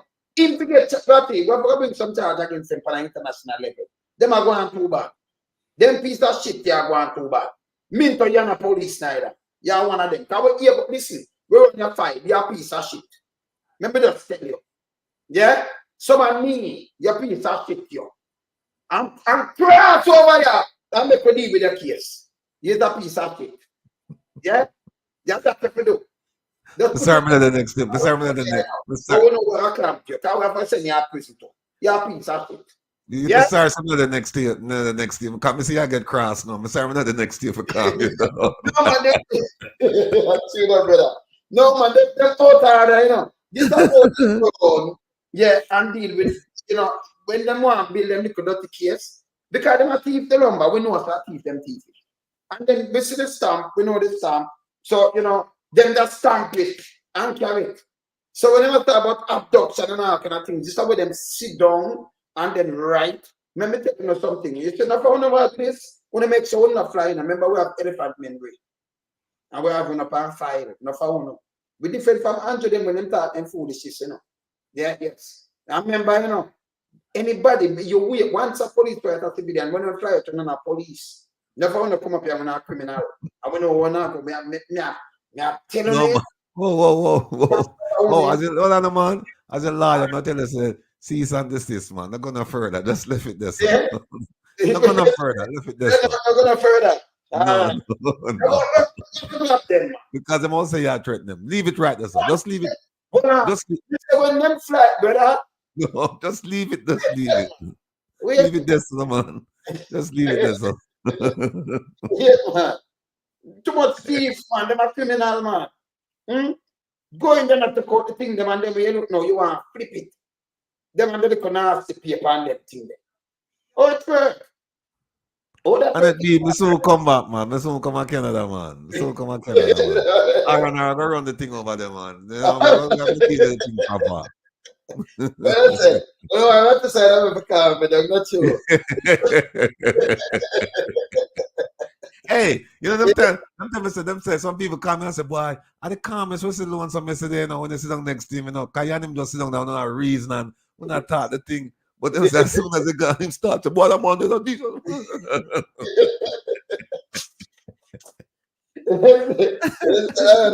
No, man. But seriously, I said, must set up the chief, you know. They must set up the chief. They must set up. Them go to figure a criminal, you know. Because you call the man, and you're right, him should know, you know, sometimes when them call you, you know, go there. You know, go there, and he might call you, and you call him. But I remember you can't say no call him. This is why him did that, I do not at all, you know. Because I have it here. So them set him up. See, remember the call, they said, Rati, I'm going to say it to you, you know. You see the big, you see him big name up. I'm going to send this to your brother. See that? Because we have the proof, you know. Because anything we want to try, we have against it, you know. We're putting up in an international law, you know. Yeah? No for no we're going about to police, criminal rebels and going to politician. I'm going to like Ronaldo. See name there, you know. See that people. That you see name. See the top there. Total focus, what you say. Come on, see that. Oh, Minto, superintendent, yeah. I see Miss Carlem there. You see it? And see Carlem, look. See that? Let me just go back. Open it. See that? See him Carlem, Minto, I see that? Him Carlem, and see when him write him, I'm put it back in a focus. See that? Yeah. Yeah, remember just drop it back in a look of focus there. You can see that? When I write 3 man, then them call him back, superintendent Minto, see getting a focus. See there? Chief Currie, good morning. And that's so hard. See there? Good morning, superintendent Minto. So him call him, in a way I call him, in a no, and you have put up on a set of people. Them for go, man. Them for move. You understand? Minto and the police. You ask them with police, them to the same the police. Him did up a governor general too, you know. You know that's everything there. That's the guy Minto, you know. Minto and the police. Minto one of the mini and them man. See?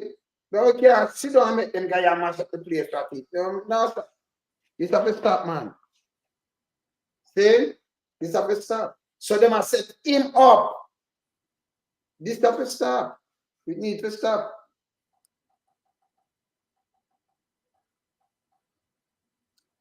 Where you say? Oh yeah, me see it. Yeah. You see it? Yeah. Currie will be charged. Yeah. So second-hand smoke. The thing I said Currie will be charged. Currie will be charged. You call the man van stop there. And you say the man and block you in, and you call him. Eh? Then we go with Jamaican people who don't allow this to happen. Second-hand smoke, you can't come up for another. Done with you too, you know. Yes. Because we have so much thing for you where run you too, you know, we can get too enough too. Yeah, man. Shall get too enough. Hey, brother. Hey, what do you say? Man, I tell you, I think I fly in, it took roughly an hour. Then it take another damn hour to gather us and get our baggage off the damn thing at Dulles. So that's 2 hours right so waste. So me just come out on the road here because I thought my daughter was home and it turned out she's down by my house. It's kind of funny. I come visit her and then she dropped the news on me, says she's not there. Oh. She down by my house, so she was waiting for me to come home. Oh. Yeah. So how's it going? Yeah, man, we just finished talk to Chief Currie because you know the government send got thief some lumber, some mahogany. Then members of the government send got thief mahogany, and then send Right. the police, yeah, Minto, aka Minto, and now they want to talk like they want to charge Chief Currie, you know. Well, you see, I was wondering why them send Minto out there. But remember, Minto is a lawyer. He actually is one of those that gets at the fast track when he come in the police force. And they wanted him to be police chief at some point, commissioner of police. Chief, I'm a lawyer, for them lawyer, Jamaican lawyer, the Marble Parsh lawyer. No for them take court the same way. And some of them KC, they were, man, them still take court. I mean, no, more than one of them still take court. I'm a lawyer, we call a lawyer. Link in case. And the judge them colluded. Right. Yes. Well, you have to keep in mind too, that it was Minto who was chief of school security when Dr. Grace McLean was there. And one of the curious things to me is, did anybody ever report the pilferage of the school accounts about Grace McLean or about the other hotbed, what's the name? The one up on charges? Reese or whatever. Greed. So what was the school security for? Was it just to secure the kids, or was it to make sure the funds are being spent correctly there? They need to look at a trifold purpose of taking care of the kids first and foremost, make sure they're secure in school. Second part that I asked him to do and Grace McLean to do was to secure the kids on the way to school and on the way home, right? Give them that ability to use application on their phones to report, whatever, if somebody's attacking one of them, or if somebody come and drag off somebody in the car, give a description of the plate, and see so many things we were telling them that they could do with the school SOS software that we were giving them. Now, Minto, to his credit, appeared to go along with it, but him was afraid of Grace McLean. He didn't want to say nothing, because the woman, she had very little interest in protecting the kids. And she said, well, I can deal with the kids while they're in school. They're not my problem when they leave. They're JCF problem. And I said, ma'am, the kids are on their way to school and the kids are on the way home. So you have to look at it that these kids are your responsibility till they get home to their parents. The only thing they're going to do at home is do their homework, study, sleep, get ready, and come back to school again.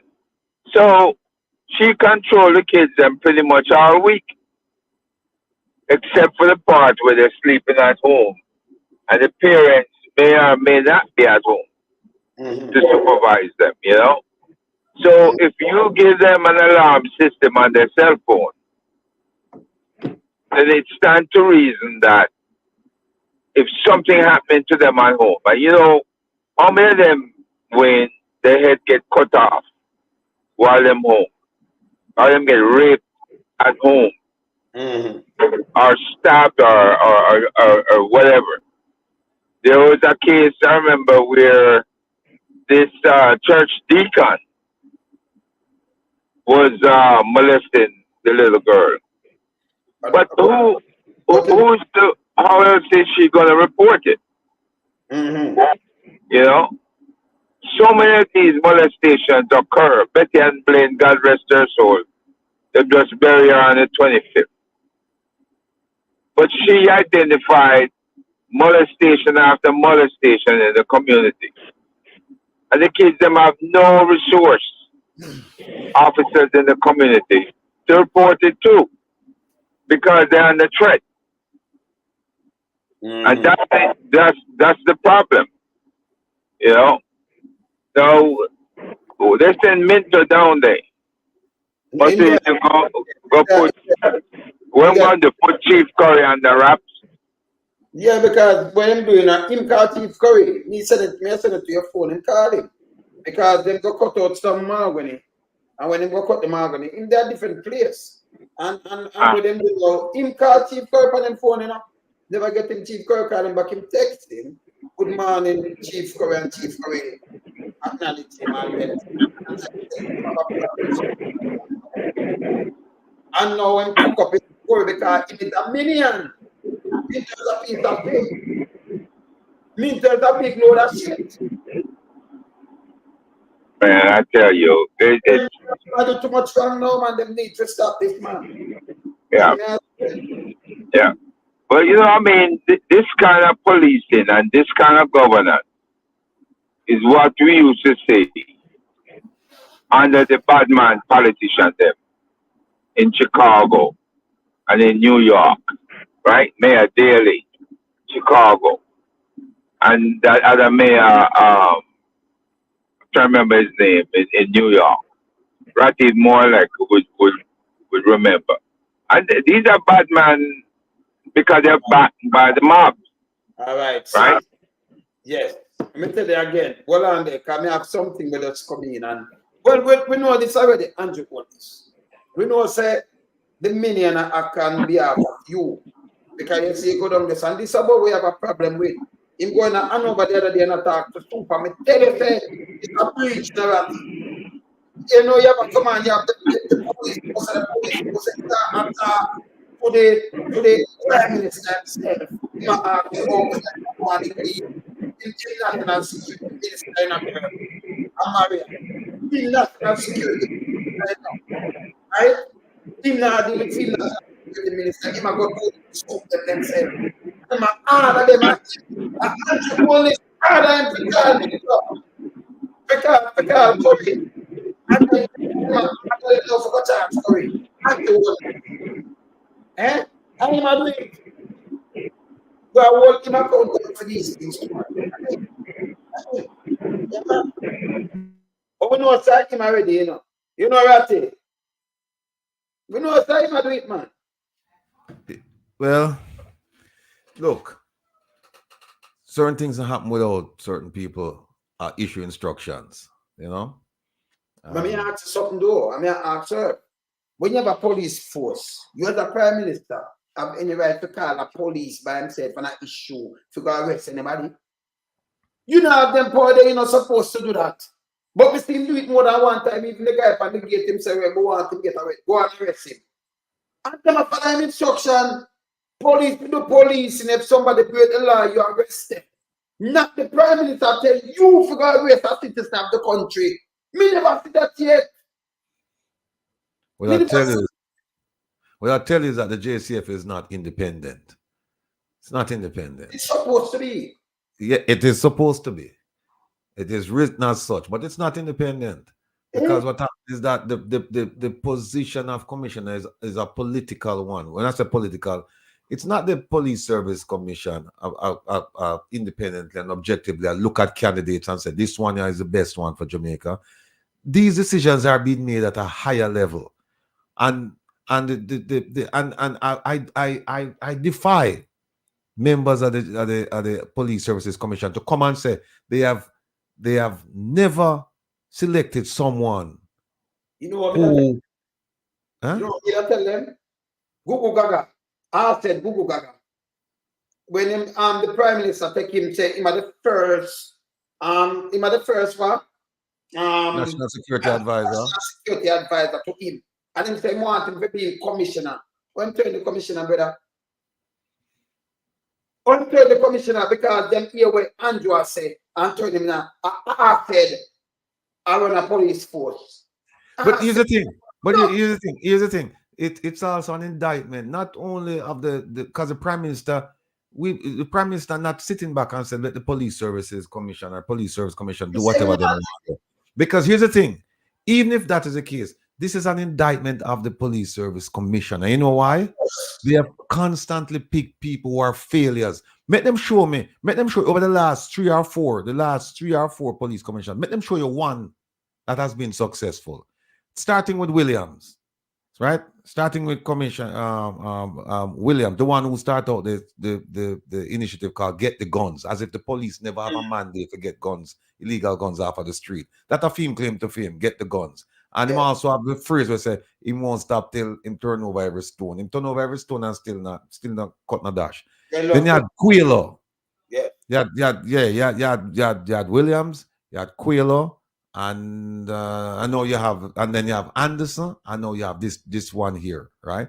Make them show you, set them to do them job so well that them constantly have picked successful commissioners of police. No, all of them are failure. Every single one of them are failure. If you don't believe me, well, look at the crime statistics. Of course, you're right. Look at the crime statistics. Them use this Strike 5 she know. You see them have fight. We never see this happening yet. And government, 21%. 21% of the voters been getting on. Come, 21%. Our government have fight for somebody who should have gone home a long time. For what? To save them skin. Them take people and put in a job. People who not qualify. I mash up Jamaica. And I do PR. I run with PR. It will stop. It needs to stop. And we have to pipe them down. So you have to follow what Andrew said, or him deal with where you want to deal with. Not happy. You know that? You know that, eh? This bad. We have to change up this terrible. This terrible. If them are there come from top because people make call. And when they make call and say, yo, you have to deal with Currie case, then call the man. And the Currie should have known, so they might try to beat him up to, him no need to go nowhere. Should have made me to call him. It's good. Yeah, man. Yeah.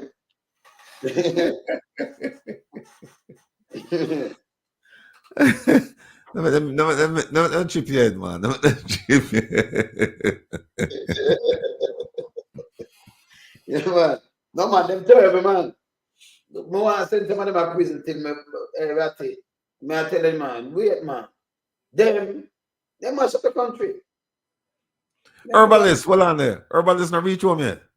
They're not reach. You see? Herbalist, if you did drive like me, that reach home already, you know. But that's true. That's true. But I stopped in to my the nephew's place something. And then like I told you, I had to go visit my sister-in-law's gravesite. Okay. And then after that, I managed to get out because I couldn't get the flight this morning again. Right? Okay. Check-in was too late. And so I had to ask them to switch me to a different flight, and they switched me to the 6:45 one this evening. Okay. But it gave me time to go pay respect. Yeah, that's good. That's good. Yeah. See nothing of Brittany say if me scare Andrew. Brittany look for me. Look like my friend on the body. Listen, I am doing my level best to protect the people of Jamaica from the Prime Minister. And somebody might ask why. And then all I have to say is just look at the decisions that he has made over the years. First of all, look at how promising he was when he came into office. Right? When he come in office, people want a change. And look how promising he was, and look how people embraced him and how people felt about him. And then look now to where he is. That is not by accident. This is not a mistake. This is people rebelling against the cruel and wicked stances that he has taken against a whole host of people. And the thing about it is that he's doing things right in front of our eyes, and some of us are pretending as if they're not happening. You know, when him, the thing that readily comes to mind was when him said that they have gangsters over in a Bernard Lodge over that side. Yeah. Gangsters over there build up house. And remember, like Lonesome Short, where him say every poor man supposed to build a mansion. Yes. And then when him fly the drone and see the house, and him say, where them people are, oh, them get them house here. And like him I said, them not have the money for building them house. It must be some illegal means. Yeah, illegal. And then when him go, him claims that criminals live there, him mash up the place, and then him come back and say, no, I'm not a criminal. Then we'll find out the only criminal is a criminal who work in a constituency, the headmistress or the teacher in one of the schools. Headmistress. Not the headmistress, people, the headmistress to the school. Yes. Headmistress. You see, this prime minister has had so many opportunities to come clean.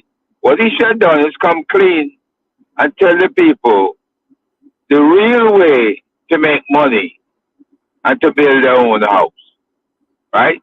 Don't have to be in Beverly Hills. Can be anywhere else. Hillshire, right? Forest Hills. All the other hills in Jamaica, if they want to build a house up there. He should tell them, you know, brick by brick, stone by stone, how much it costs. And how they must get the money.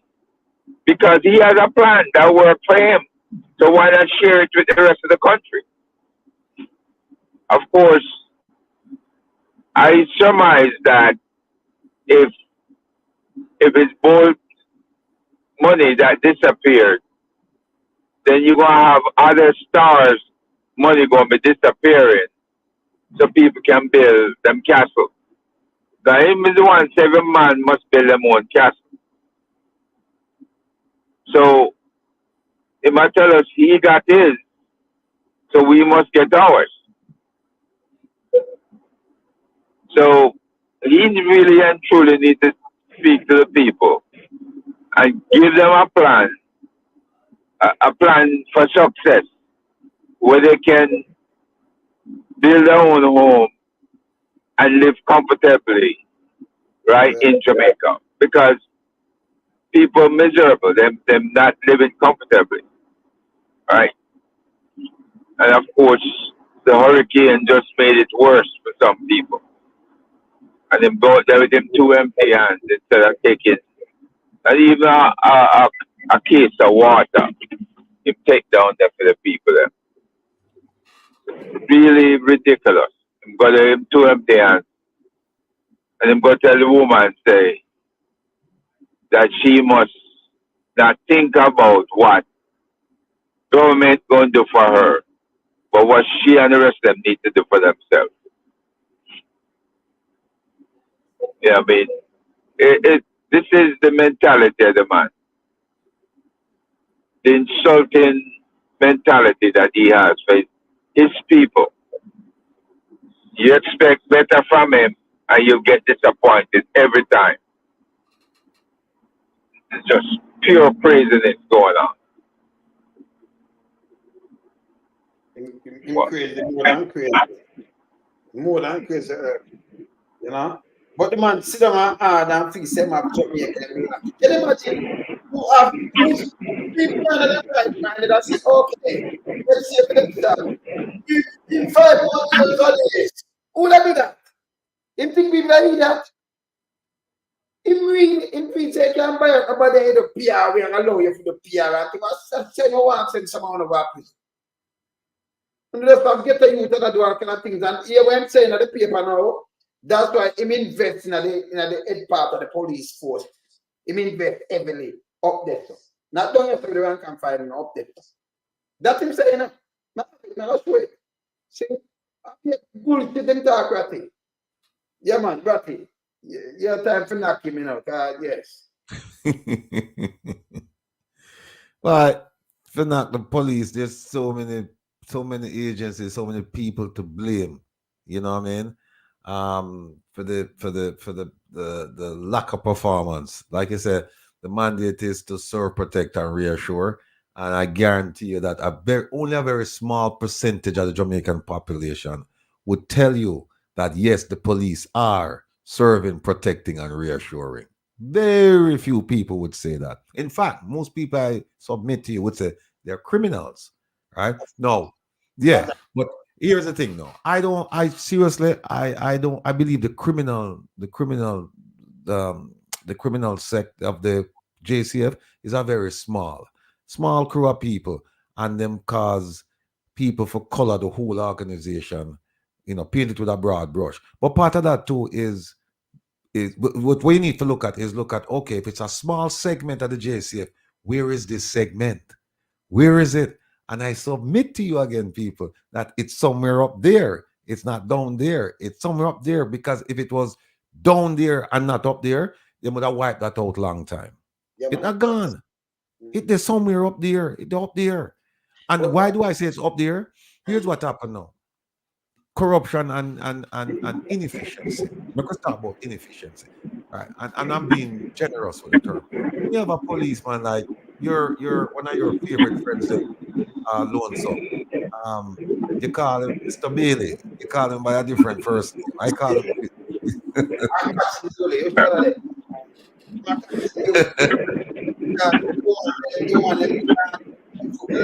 No,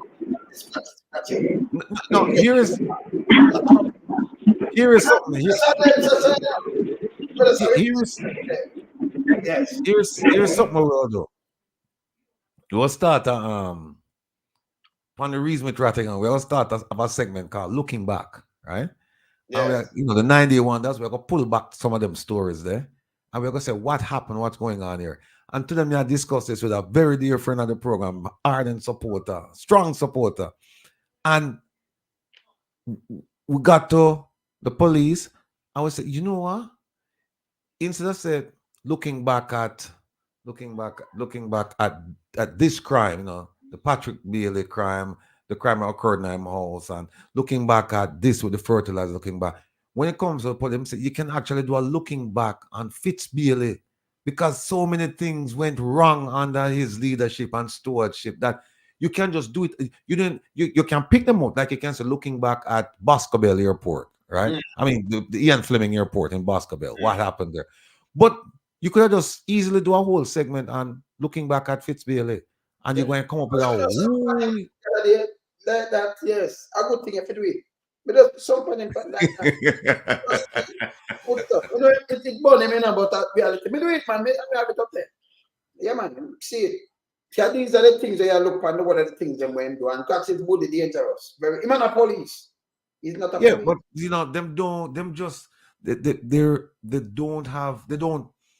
they don't give a sense of professionalism, as if they know what they're doing. They go about it in a responsible way. Them don't give a sense. They get the sense that it's just pure corruption. And when you don't have corruption, it's inefficiency and lack of training. People don't know what they might do, right? And that is not good. That cannot be good for the national police service. Cannot be good. When you have a group of policemen, you look at them and you don't know if them know them head from them foot. And you say it, and you said to yourself, I wonder what go through them head. But you see, it starts at the top, start at the top. And recruitment is a very significant part of policing.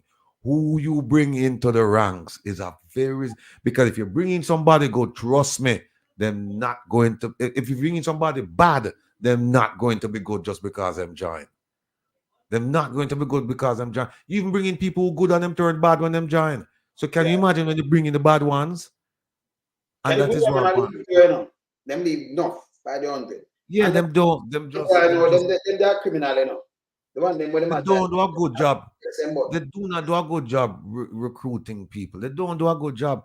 And then you have the police commissioner who's there now. Him coming through the side door now. He never go through the ranks like everybody, like go through the police academy and working way up the ranks. Him coming through the side door as an assistant, assistant superintendent, right? And I've heard that he's related to somebody who was previously the commissioner and all kinds of things I've heard. I don't know if that's true. Huh? Him just promote him baby mother to, you know, she assistant commissioner and the one nation, you know. They promote her. Yeah. So now him have him never, him a commissioner, him never know in a commissioner rank, a commissioner. When a good night, him a go too. Him a go so like, but I want Google better than him, you know. The one where they know, Kevin, him a go two. Not two, you know, two. Act two. Kevin just Yeah, commissioner. When last name? I know Smith. Blake, yeah, Kevin Blake. Commissioner Blake just don't give. Kevin Fiat, not Blake. Kevin Fiat. Yeah, man, Kevin Fiat, not Blake. Kevin Fiat, him there.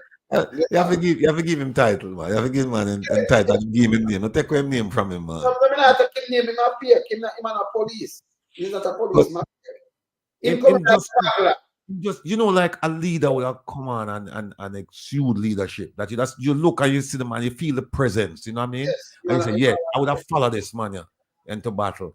You just don't get that sense from listening to him talk. Him just look like him have the deer in the headlights. Look like him say, "Well, I'm there, but I don't know what I do." You know. You know Doopy? Who Doopy? Who name Doopy? Joopy. Joopy? Yeah. Who name Joopy? I'm going to show you Joopy. And you say Kevin Fake and me say Joopy, right? I'll show you Joopy. Tell me if I'm a Joopy this. Oh, am I talking about? Am I them? Look on this. The Jamaica Commissioner of Police. Look just upon him face and everything. Next thing you'll call him sleepy. Yeah, I'm sleepy. Just upon him. I like it. Just upon him. Just upon him. No Joopy this. See that Joopy? You see? Just look upon him. You know, let me show you. We can put them picture together. Let me show you him. But if we're gonna, the idea that them say that them come out and say, hey, we're hiring people now with advanced degrees and this and that. What them don't understand is advanced degrees no fight crime. Or people fight crime. Advanced degrees no fight crime. Just because you have an advanced degree, I mean, it's good. It shows some kind of discipline, academic discipline, but it no means say when you come out in the real world, you know where you are though. It don't mean that. And you know what? You know what, Lonesome? If having, yeah. No, Joopy. See that same thing that's upon people. See that Joopy, don't they? I mean, sure about Joopy. Let me tell you something. This police commissioner, he have a PhD, right? So let me say. All right. Now, let me tell you something. Because Minister Chang say it all the time, and talk about and even the Prime Minister say it all the time that let's see it, man. Just look on him. See that, look on him. See that? Now him that look on him eye. Look on him. I'm Joopy. I'm that. Yeah. But if them say that them is a more educated, it's a more polished, is a more professional police service now. But hear what happened now. You see, if achieving accolades in education could have fight crime, then guess what happened? The police commissioner where we had named Williams. Mm-hmm. Him would have stopped everything because guess what happened now? Here's what happened now. That is a policeman who went through the ranks, went through the police academy, working way up, and got a PhD in criminal justice. Mm-hmm. Not automation or IT or something like that. Him have it in criminal justice, and him come up. Dr. Carl Williams, him come up through the ranks, right? Go through the academy and come through the ranks. Went to school and got a PhD in criminal justice, and him couldn't stop it. Now, why we think education now should be the litmus test for solving crime in Jamaica? It is not. It is not. Make us have something to you. Me and the Prime Minister use something to stop crime. Because such Maroon can't stop crime. Right? Currie, all right? Yeah, man. But it's at the go around the idiot in front of like you almost somebody blow you, with them. So like you almost like somebody and them blow you. I'm all right, man. Hey, listen. You talk about how many. It's from the time of Trinity, when Trinity was a sergeant and driving around. Edward Siaga. Wasn't from that time that policemen started going to school to become lawyers and stuff like that, or was it earlier than that? No, after Because it means one. Huh? He got to a lawyer. After I don't know him, I do him. Can remember they kill him. He killed him wife first and then turn lawyer, right? They shoot him wife and say, yes. Yeah, and then shoot him wife. Yeah. After the drive on Panama something go off or something, right? Self-defense. Then no, I'm turning Christian first, and then they let him go. Jamaica, them say them have Jamaica don't go country me, them have police with type, you think a cowboy, Trinity. Now you have one a day and twice on Sunday. No police are supposed to have but no, in a real country, in a real world. Me can't see police and I call him, you miss a one a day. And twice on Sunday. He might tell you how much people killing them. Ox, this, that, bigger food, this, The whole of them have name, it's bad. They never put in a karate judge. Karate judge, criminal that man. Karate judge. Yeah, man. They tell them name and then go. They tell him a Batman police, man. Batman police. Crime fighter. You don't want crime. Me I tell someone you want to prevent crime. You don't want to fight crime. We don't want to fight crime. When crime don't commit already, then you fight it. So when you're not fighter, look now, ratty, man dead. Then you say you're not fight the crime because the man him done dead already. Place done broke, so you're gonna deal with the crime after you fight crime. You don't want to fight crime. Yes. Oh, hold on there. But you say crime occur and them do this. When you see crime occur in front of them, see what with the lumber. It's a crime that occur in front of them, with the lumber, Yes. And the man them tell him say, no. Me can move the lumber, go down at the police station, or go somewhere, or go this and that. That's a crime. That's his evidence. Hold on. So all right. So if them say a crime, you come right back there. So how is it you first to see a crime committed and you don't call the police and make them take fingerprint or something? Because man cut the boats and I start making fingerprint or the pan. You're not supposed to go and move it then. Why you not put your hand on it? No, just think about it. If a crime committed, right, like that, they are calling the police and them that do what they do because they want to catch criminal who do it. Maybe some fingerprint in the database or something. Not true, right?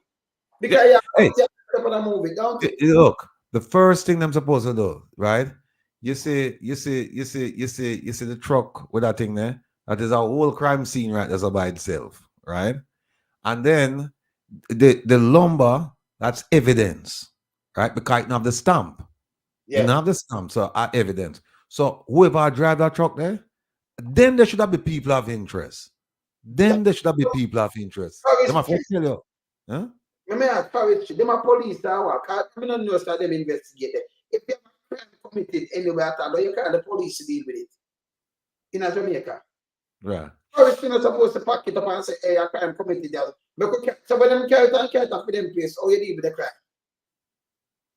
How you deal with the crime?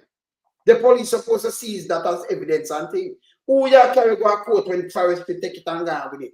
And then contaminate the crime scene. I be like them are telling them people. It don't make no sense.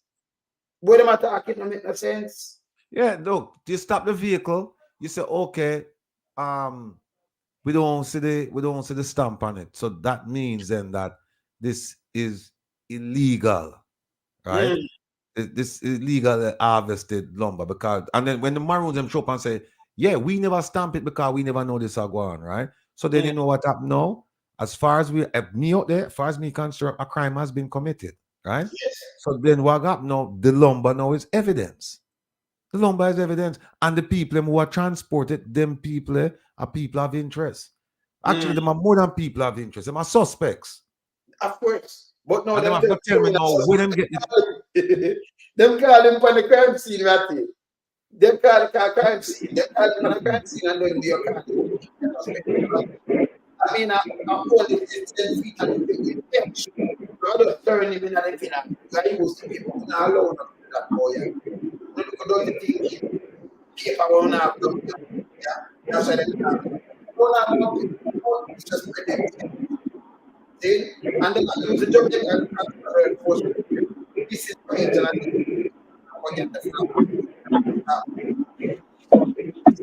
See, Freedom raised up an interesting point. Freedom said, don't forget the truck with the stolen cows. Remember that truck there? The juicy beef the truck? What happened to them? What happened to that case there? Urban for mute. What you might there? Them say, I say, one man wants to sell them cow and then send for examine the cow with butcher, with chuck. For them to beef chuck with them. Even though no, fully that cow. No, me sell that cow. And you're gonna say, how much chuck for my cow? And you can't, me no not boy, you know, you're gonna carry it to work while we are carrying that from sentence. And then you're gonna wait and say if it's all right, then you buy it. That in a sense, you're a thief cow. But you are juicy beef now, them let go demand them, you know, in no case. And then the wife, the man wife turn, what's the turn?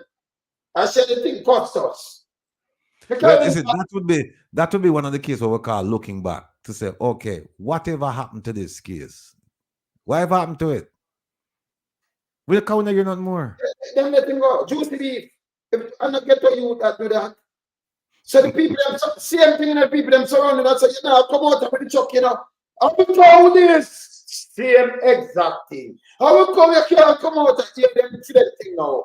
Police come and save the man them, you know. And the people them get mad, you know. Man, I say, I'm going to go for one cow there, when you look at my cow. I'm not, I want that my cow. So the people them mad. Police, they must say, police them save them. When you look here, it's a juicy beef gas statement. Oh, it's a one man call me and say myself some cow. So we send the cow, we want to weigh the cow and say the cow them all right, then we pay for the cow. And you know, so them are thieves cow, and them alone lead the cow in there, you know. Juicy beef them send, got thief people cow, and I say both them send a one man. And the man run off, the man alone get to it. You know, do what two juicy beef send, who go get out the cow, them, the people them gather them up. When the driver and everybody, I'm telling everybody. But the man was telling the cow get to it. Instead of the people are they lie, man. No. Him alone get to it, you know. Him alone get to it. Yeah? Me don't know when you run and leave them out. That's why some people now buy a cow, now buy juicy beef patty and bite it. And after go, them people want cow. In your cow ribs, you buy it. It's bad, man. And the cow ears, them put in them patty, it's bad. That's why people, that's why you have $3 to me. And the big boys are take out the thing, they take out the lumber and the cow and the thing, them, you know, the hug them and them thing there, you know. And them thief the most thing, you know, Gov't. And by the way, you see, even the car them are thief for Jamaica, I could just tell them this. Yeah? Factual. If you have no buyer, you have no seller. If you them thief your car, you have people inside. What them call the place, Gov't? The tax office place there. People inside, when the man them change the number, you touch the number, people inside, I deal with it. And if when they cut up a vehicle, and the same people them where you buy parts from, and them buy it. Them have it, them buy it and sell it back. Yeah? Yeah, man. You're right.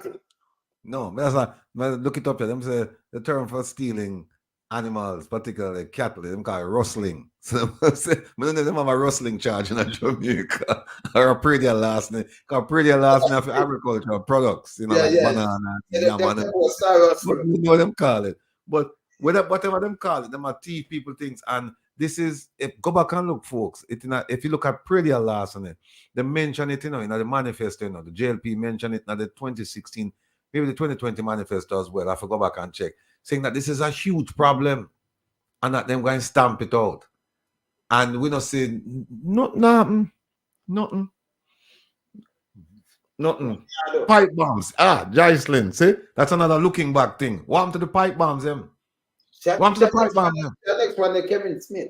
Because when they got the Pharaoh, they must let him know to what, you know. When you look, as Check 5 says, she's sent for Kevin Smith, you know, because get him like behind the scene of police, them sent for two to come. And I mean, look, it's a white man just check it. For the wrong hand, you know, and looking and feel thing, but him not bleed. Them get injection already, them kill him before them even do that. Them sacrifice the police. There are two, when we talk to police down with them, say, boy, I don't remember nothing.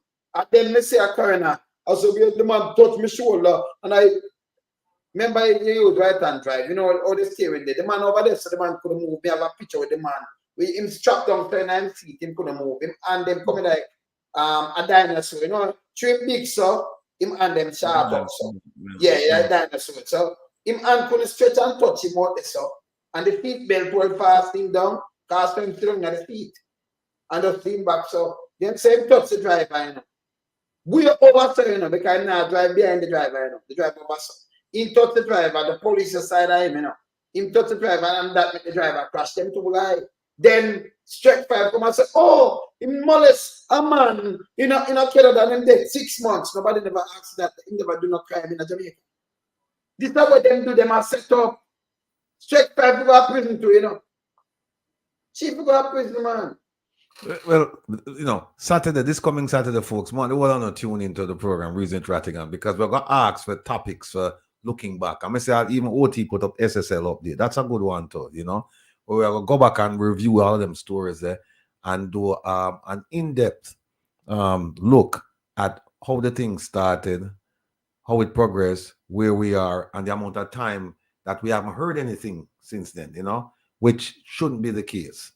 And we're going to do is probe the inaccuracies, we're going to probe the inconsistencies, the lies, all the things that we're going to probe through. And where we are, though, after a certain point, we're going to cut them up in a small clips and then we'll just send them all over the world.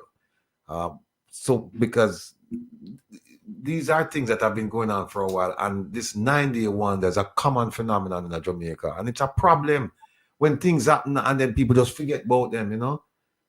It's a problem. We have to keep them on the front burner. Don't put them on the back burner. Sorry, Ratty. Minto and the plane crash. The plane carrying the drugs that are there. I didn't see a Minto, I didn't see one. When say 3 hours of plane landing up. I guess the plane always land, carrying drugs. And we look, the plane burn out completely, and then say take 3 hours to find it. Minto, I lie, I'm telling you. 3 hours. When yeah. You don't find nobody in the plane and nothing at all. That don't make no sense in the final.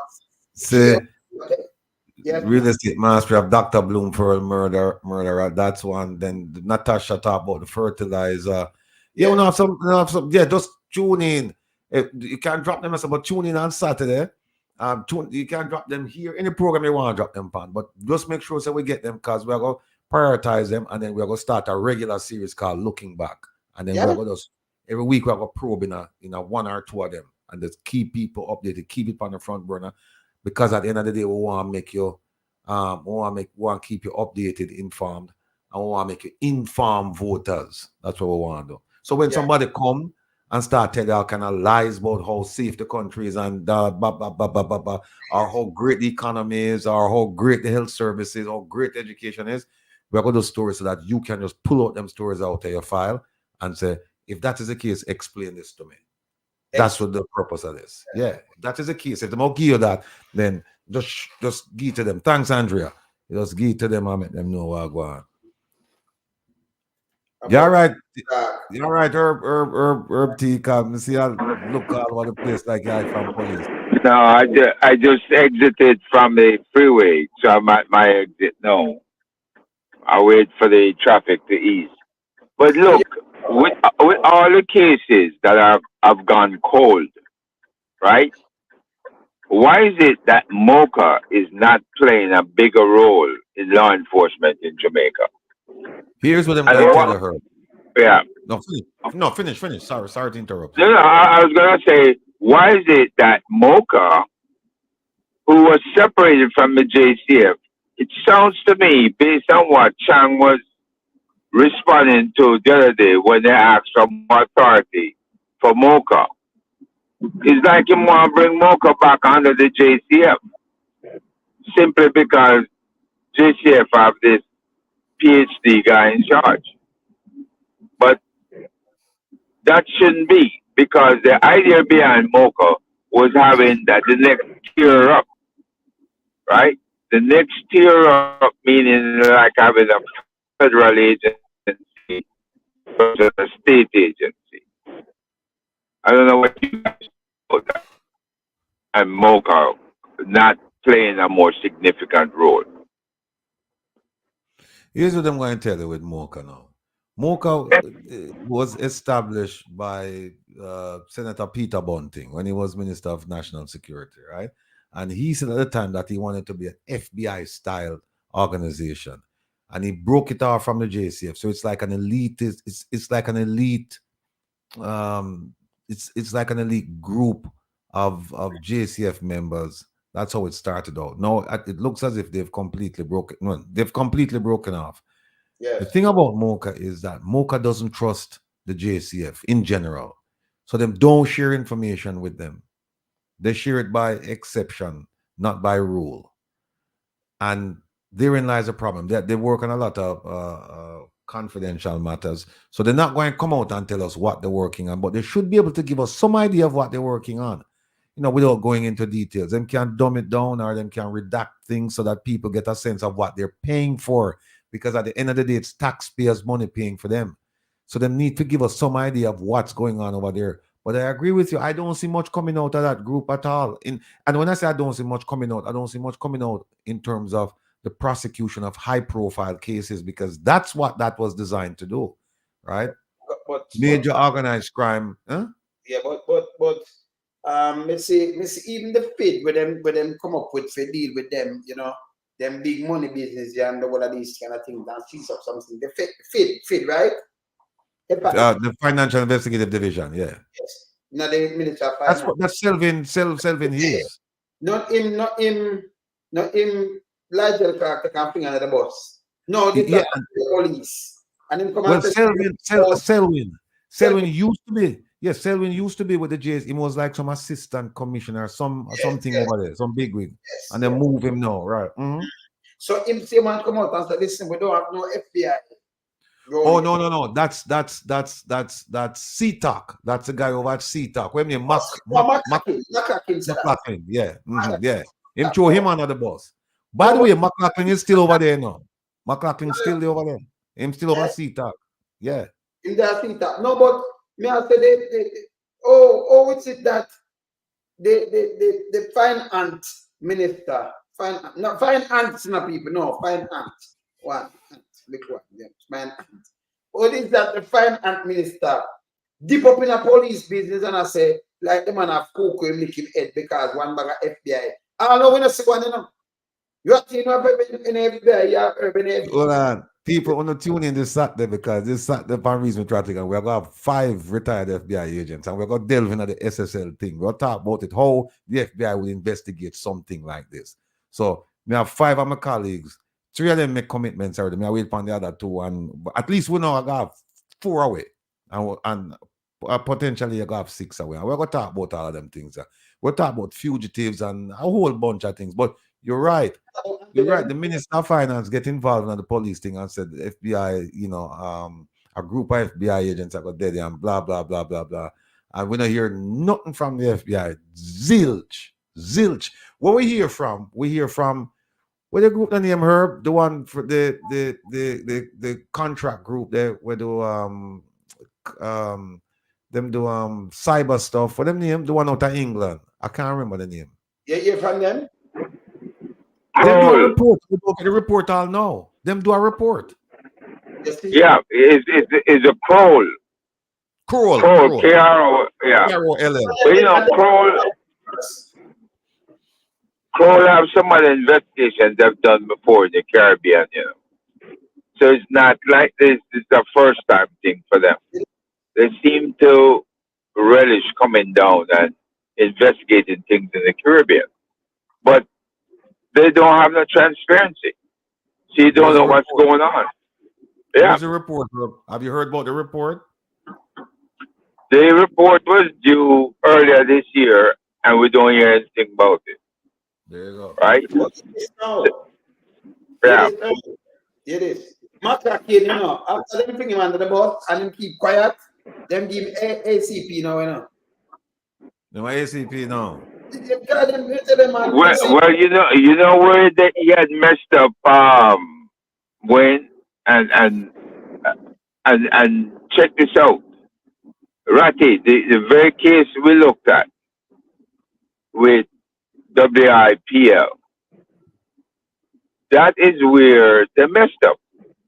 that is where this group, Superintendent Dyer and this Assistant Commissioner McCracken, they arrested people and took equipment from them that they said they stole information from the company. And it turns out that they were officers of the company. So they were authorized to log in and have the information on the system. Also, they arrested one of the other directors who had quit or who they fired and said that even though he had a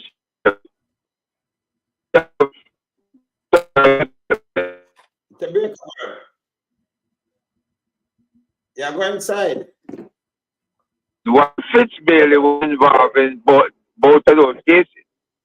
And the judge had thrown it out and ordered that the equipment be returned. They returned the equipment to the men and then went back and seized it again. So, I mean, ignorance is bliss with these guys. You don't know what they're doing from one day to the next and what laws they're following. They are following somebody else telling them what to do, when to do it, and how. That's the problem they have with the police force.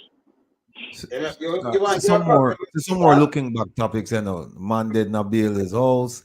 Yeah. The surveillance plane where the house.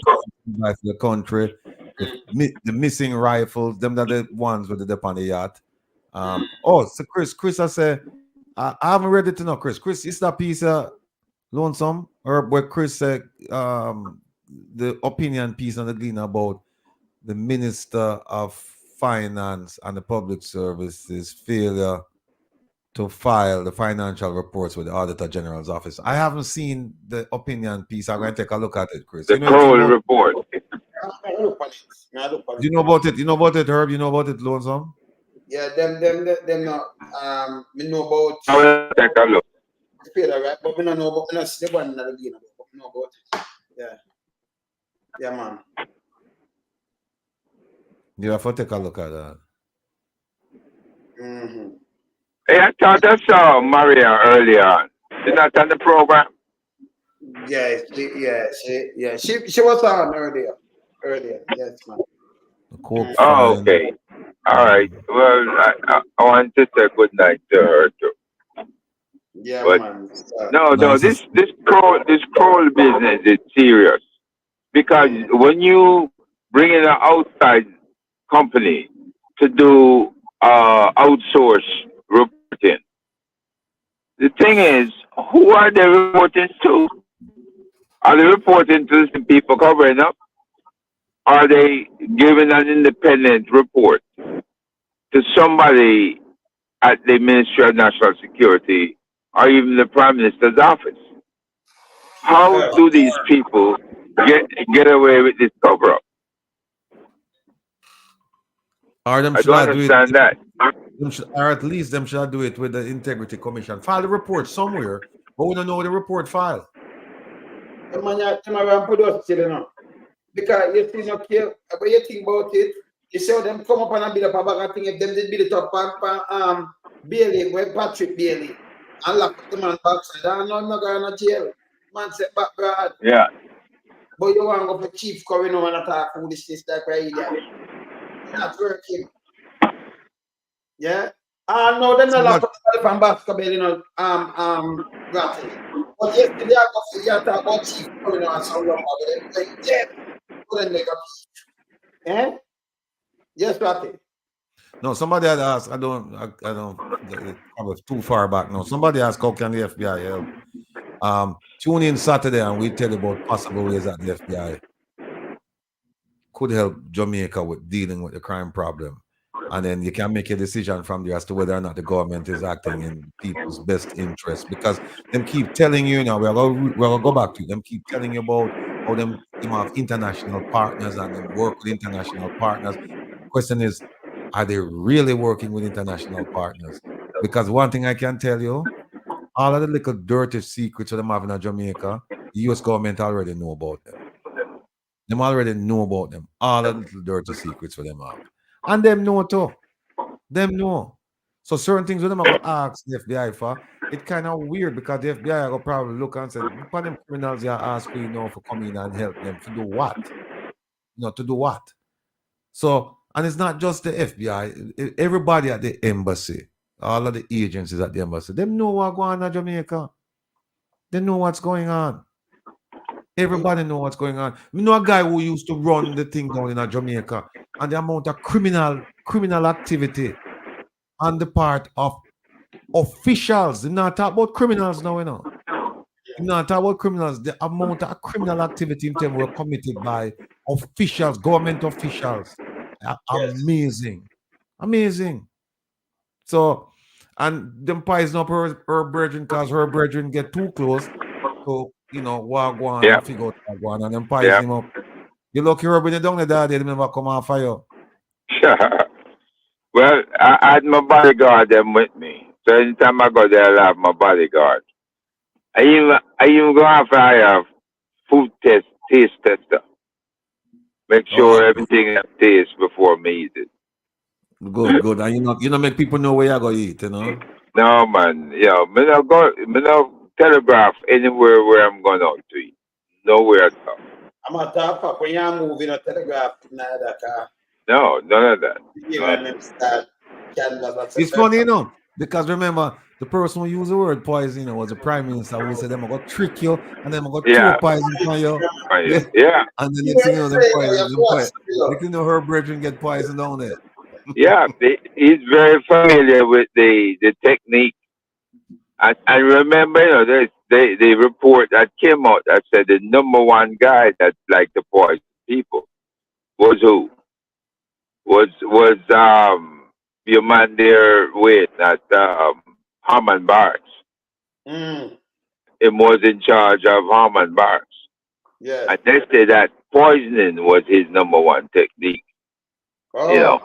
Yeah, man. But the man then another poison, another poison, look at the man there.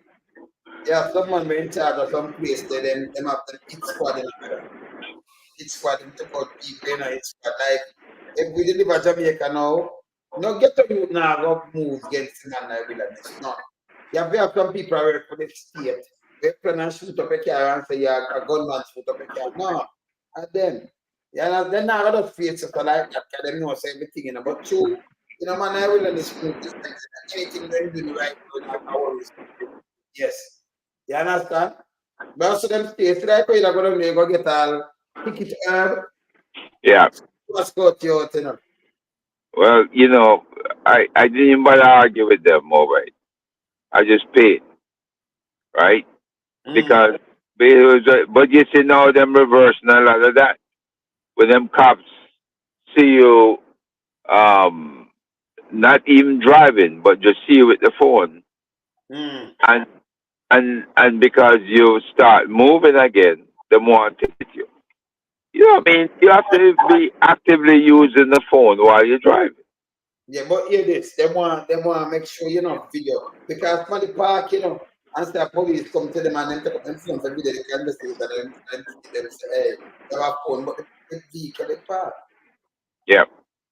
You understand? So you have to be careful with that because then them, suspicious. Say, Ratty. We see where I crack 4 and I remember saying I'm going like a dog and I'm there, I'm never eating yet. So. I was wondering when I was going to hear that. You have to laugh. That's why I eating dinner night, people. So you see laugh, same day eating dinner yet night, I'm young like a dog, and I'm trying to, if I laugh after the when I get to marry, I'm smarter than everybody. She just take off early. I'm going.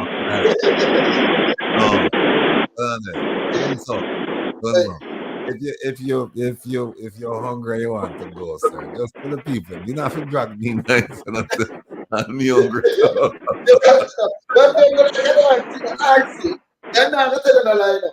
I'm not hungry like a dog.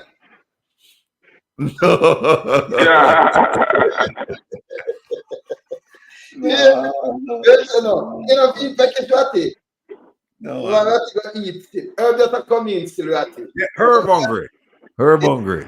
Herb Herb, Yeah, hungry. He up on yeah. the road from Maroon. I 5 minutes ago I pulled into my driveway, so I'm a listen, daughter already 7 that you have to pull up. Herb, you Huh? tell us so long. Remember, they're not getting enough food on the plane, you know, man. No, I them give you. Shouldn't even give me the can of ginger ale. Just give me a little half glass of ginger ale. We're hungry like a dog, then, man. We forgot now, man. We can't have Yeah, people who can't have herb on that say now. You can't man. we're hungry like a dog, but herb more hungry, I know. But we have to Yeah. make herb go eat because we don't want him gas up. We have to know why you gas up now, then. Say, Andrew, no, Andrew, so bring back snacks from Canada, man. No, I mean, no hungry like that. You know, but you know, on a serious note, let me just say, boy, one, thank you, brethren, for the hospitality where you showed, not just me, but the whole team. We really appreciate it. Yeah, we really appreciate it. Yes. And the people of Canada, boy, I mean, I tell you why. Leaving Canada was tough because the warmness, you know, the warmth, the greetings and everything like that. It was so genuine that you say, them are my people, you know, them are the people where we want to go to war with. Not fight against, but them upon our team. Because I tell you, the encouragement and the support. And when I say support, not just words, you know, because a lot of them put some money in the till too and say, boy, we are support the thing, you know. Yeah, And we support that. Chris, big up yourself, you know, one of our biggest supporter. And just want to say, well, I look forward to the next invitation for come Canada because it was really, really. Yeah, it really had a good time, you know. And also, more big up the people who travel from outside of Canada for come. People like Don and Freedom and a whole lot more people. We shouldn't start calling names because I forget names and people get upset with me right now. The commission and a whole bunch of people. Yeah. Whole bunch of people from outside who come and show them support and them love and them admiration for it. But we do have a lot of dedicated people. That's all I can say. Your dedication must be commended. And, yeah, man. at some point, we may have to give them some recognition. Yeah. My boy, Roland and his wife from London who come in. From the UK, Yeah, whole heap of people. And there was a lady who come in from Jamaica. Couple people who flew in from Jamaica. Yeah. So we just want to say thank you to all of you for everything that you do for help us to keep Jamaica, to hold the Jamaican government accountable. And we won't stop. We won't stop. I mean, I tell you, it's nice, you know, we're not nice. I'm going to tell you what we love with the people, everything. We don't see nobody come in. Well, there are some people might have seen, but them people come in, them married, them husband not dead. We don't see no black widow. No black widow at all. You understand? You understand? Yeah, man. You know, no black widow. Them people never invited and them never ever show up. Bro. We know them never ever show up. You know? No black man, big up Bitter Girl, big up Lies, big up everybody, man, who did. So much people we meet. You know, I meet Lies who we not see from 1977. Me and I grew up on the same yard of Firehouse. And I Canada come meet like first time since 1977. You know? Can you imagine, man? Yeah, my cousin show up there too. Margine show up there later in the night. Yes. The place, the thing turn up, man. The thing is nice. That too, man. We have to place nice, you know. Nothing about ready for go home yet, you know. No, I'm never ready for go home, but you know, you know, I'm ready for go home. We never win anything, but we don't see those cold. Then what on there? You know, so we drop asleep. You know, so we start taking a nap in the thing, no, man. After, yeah, Mama Angie and her sister cook up a nice pot of food, man, and we eat and we just drop asleep in the lounge. Everybody drop asleep. All Prezi starts snoring. Yeah. But I hope you all hear from Prezi because I dropped Prezi downtown. He was visiting the CN Tower. But I didn't hear anything from him after that. Yeah, you heard from him today? Yeah. Him reach. Him send me a message saying him just land, and that was it. Okay. right. Yeah, man, yes, man. The captain was ready to sleep. No, no, I already for leave. They not see me never, you know, see me and I make up my face when the man say why him really know I want to go and blah blah blah.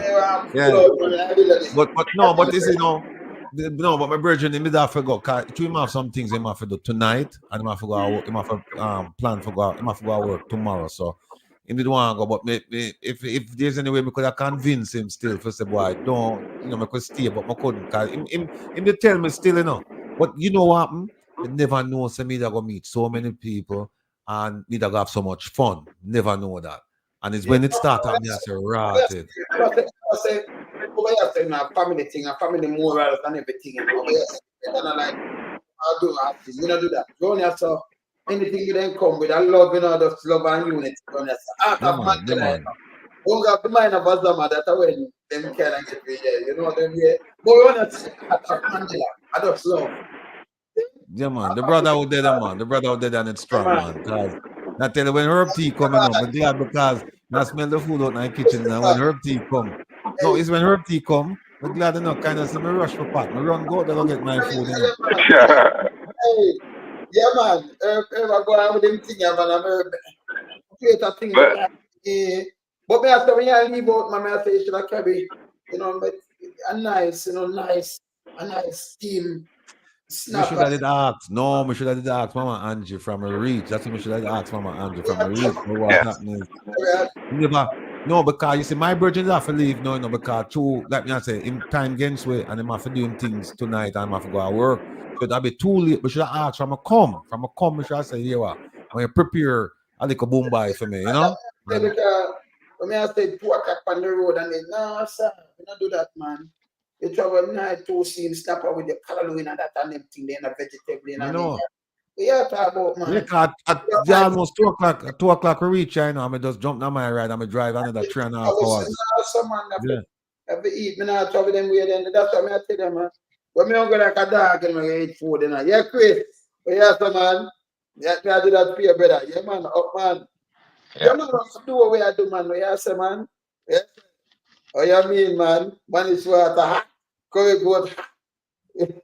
Yeah, Chris. Anyway, gentlemen, I gotta go inside, Yeah, man, all right. Been gone a long time. Brothers, salute, More time. Yeah, we talk. All right. Come. Tomorrow. Blessings to all our guests.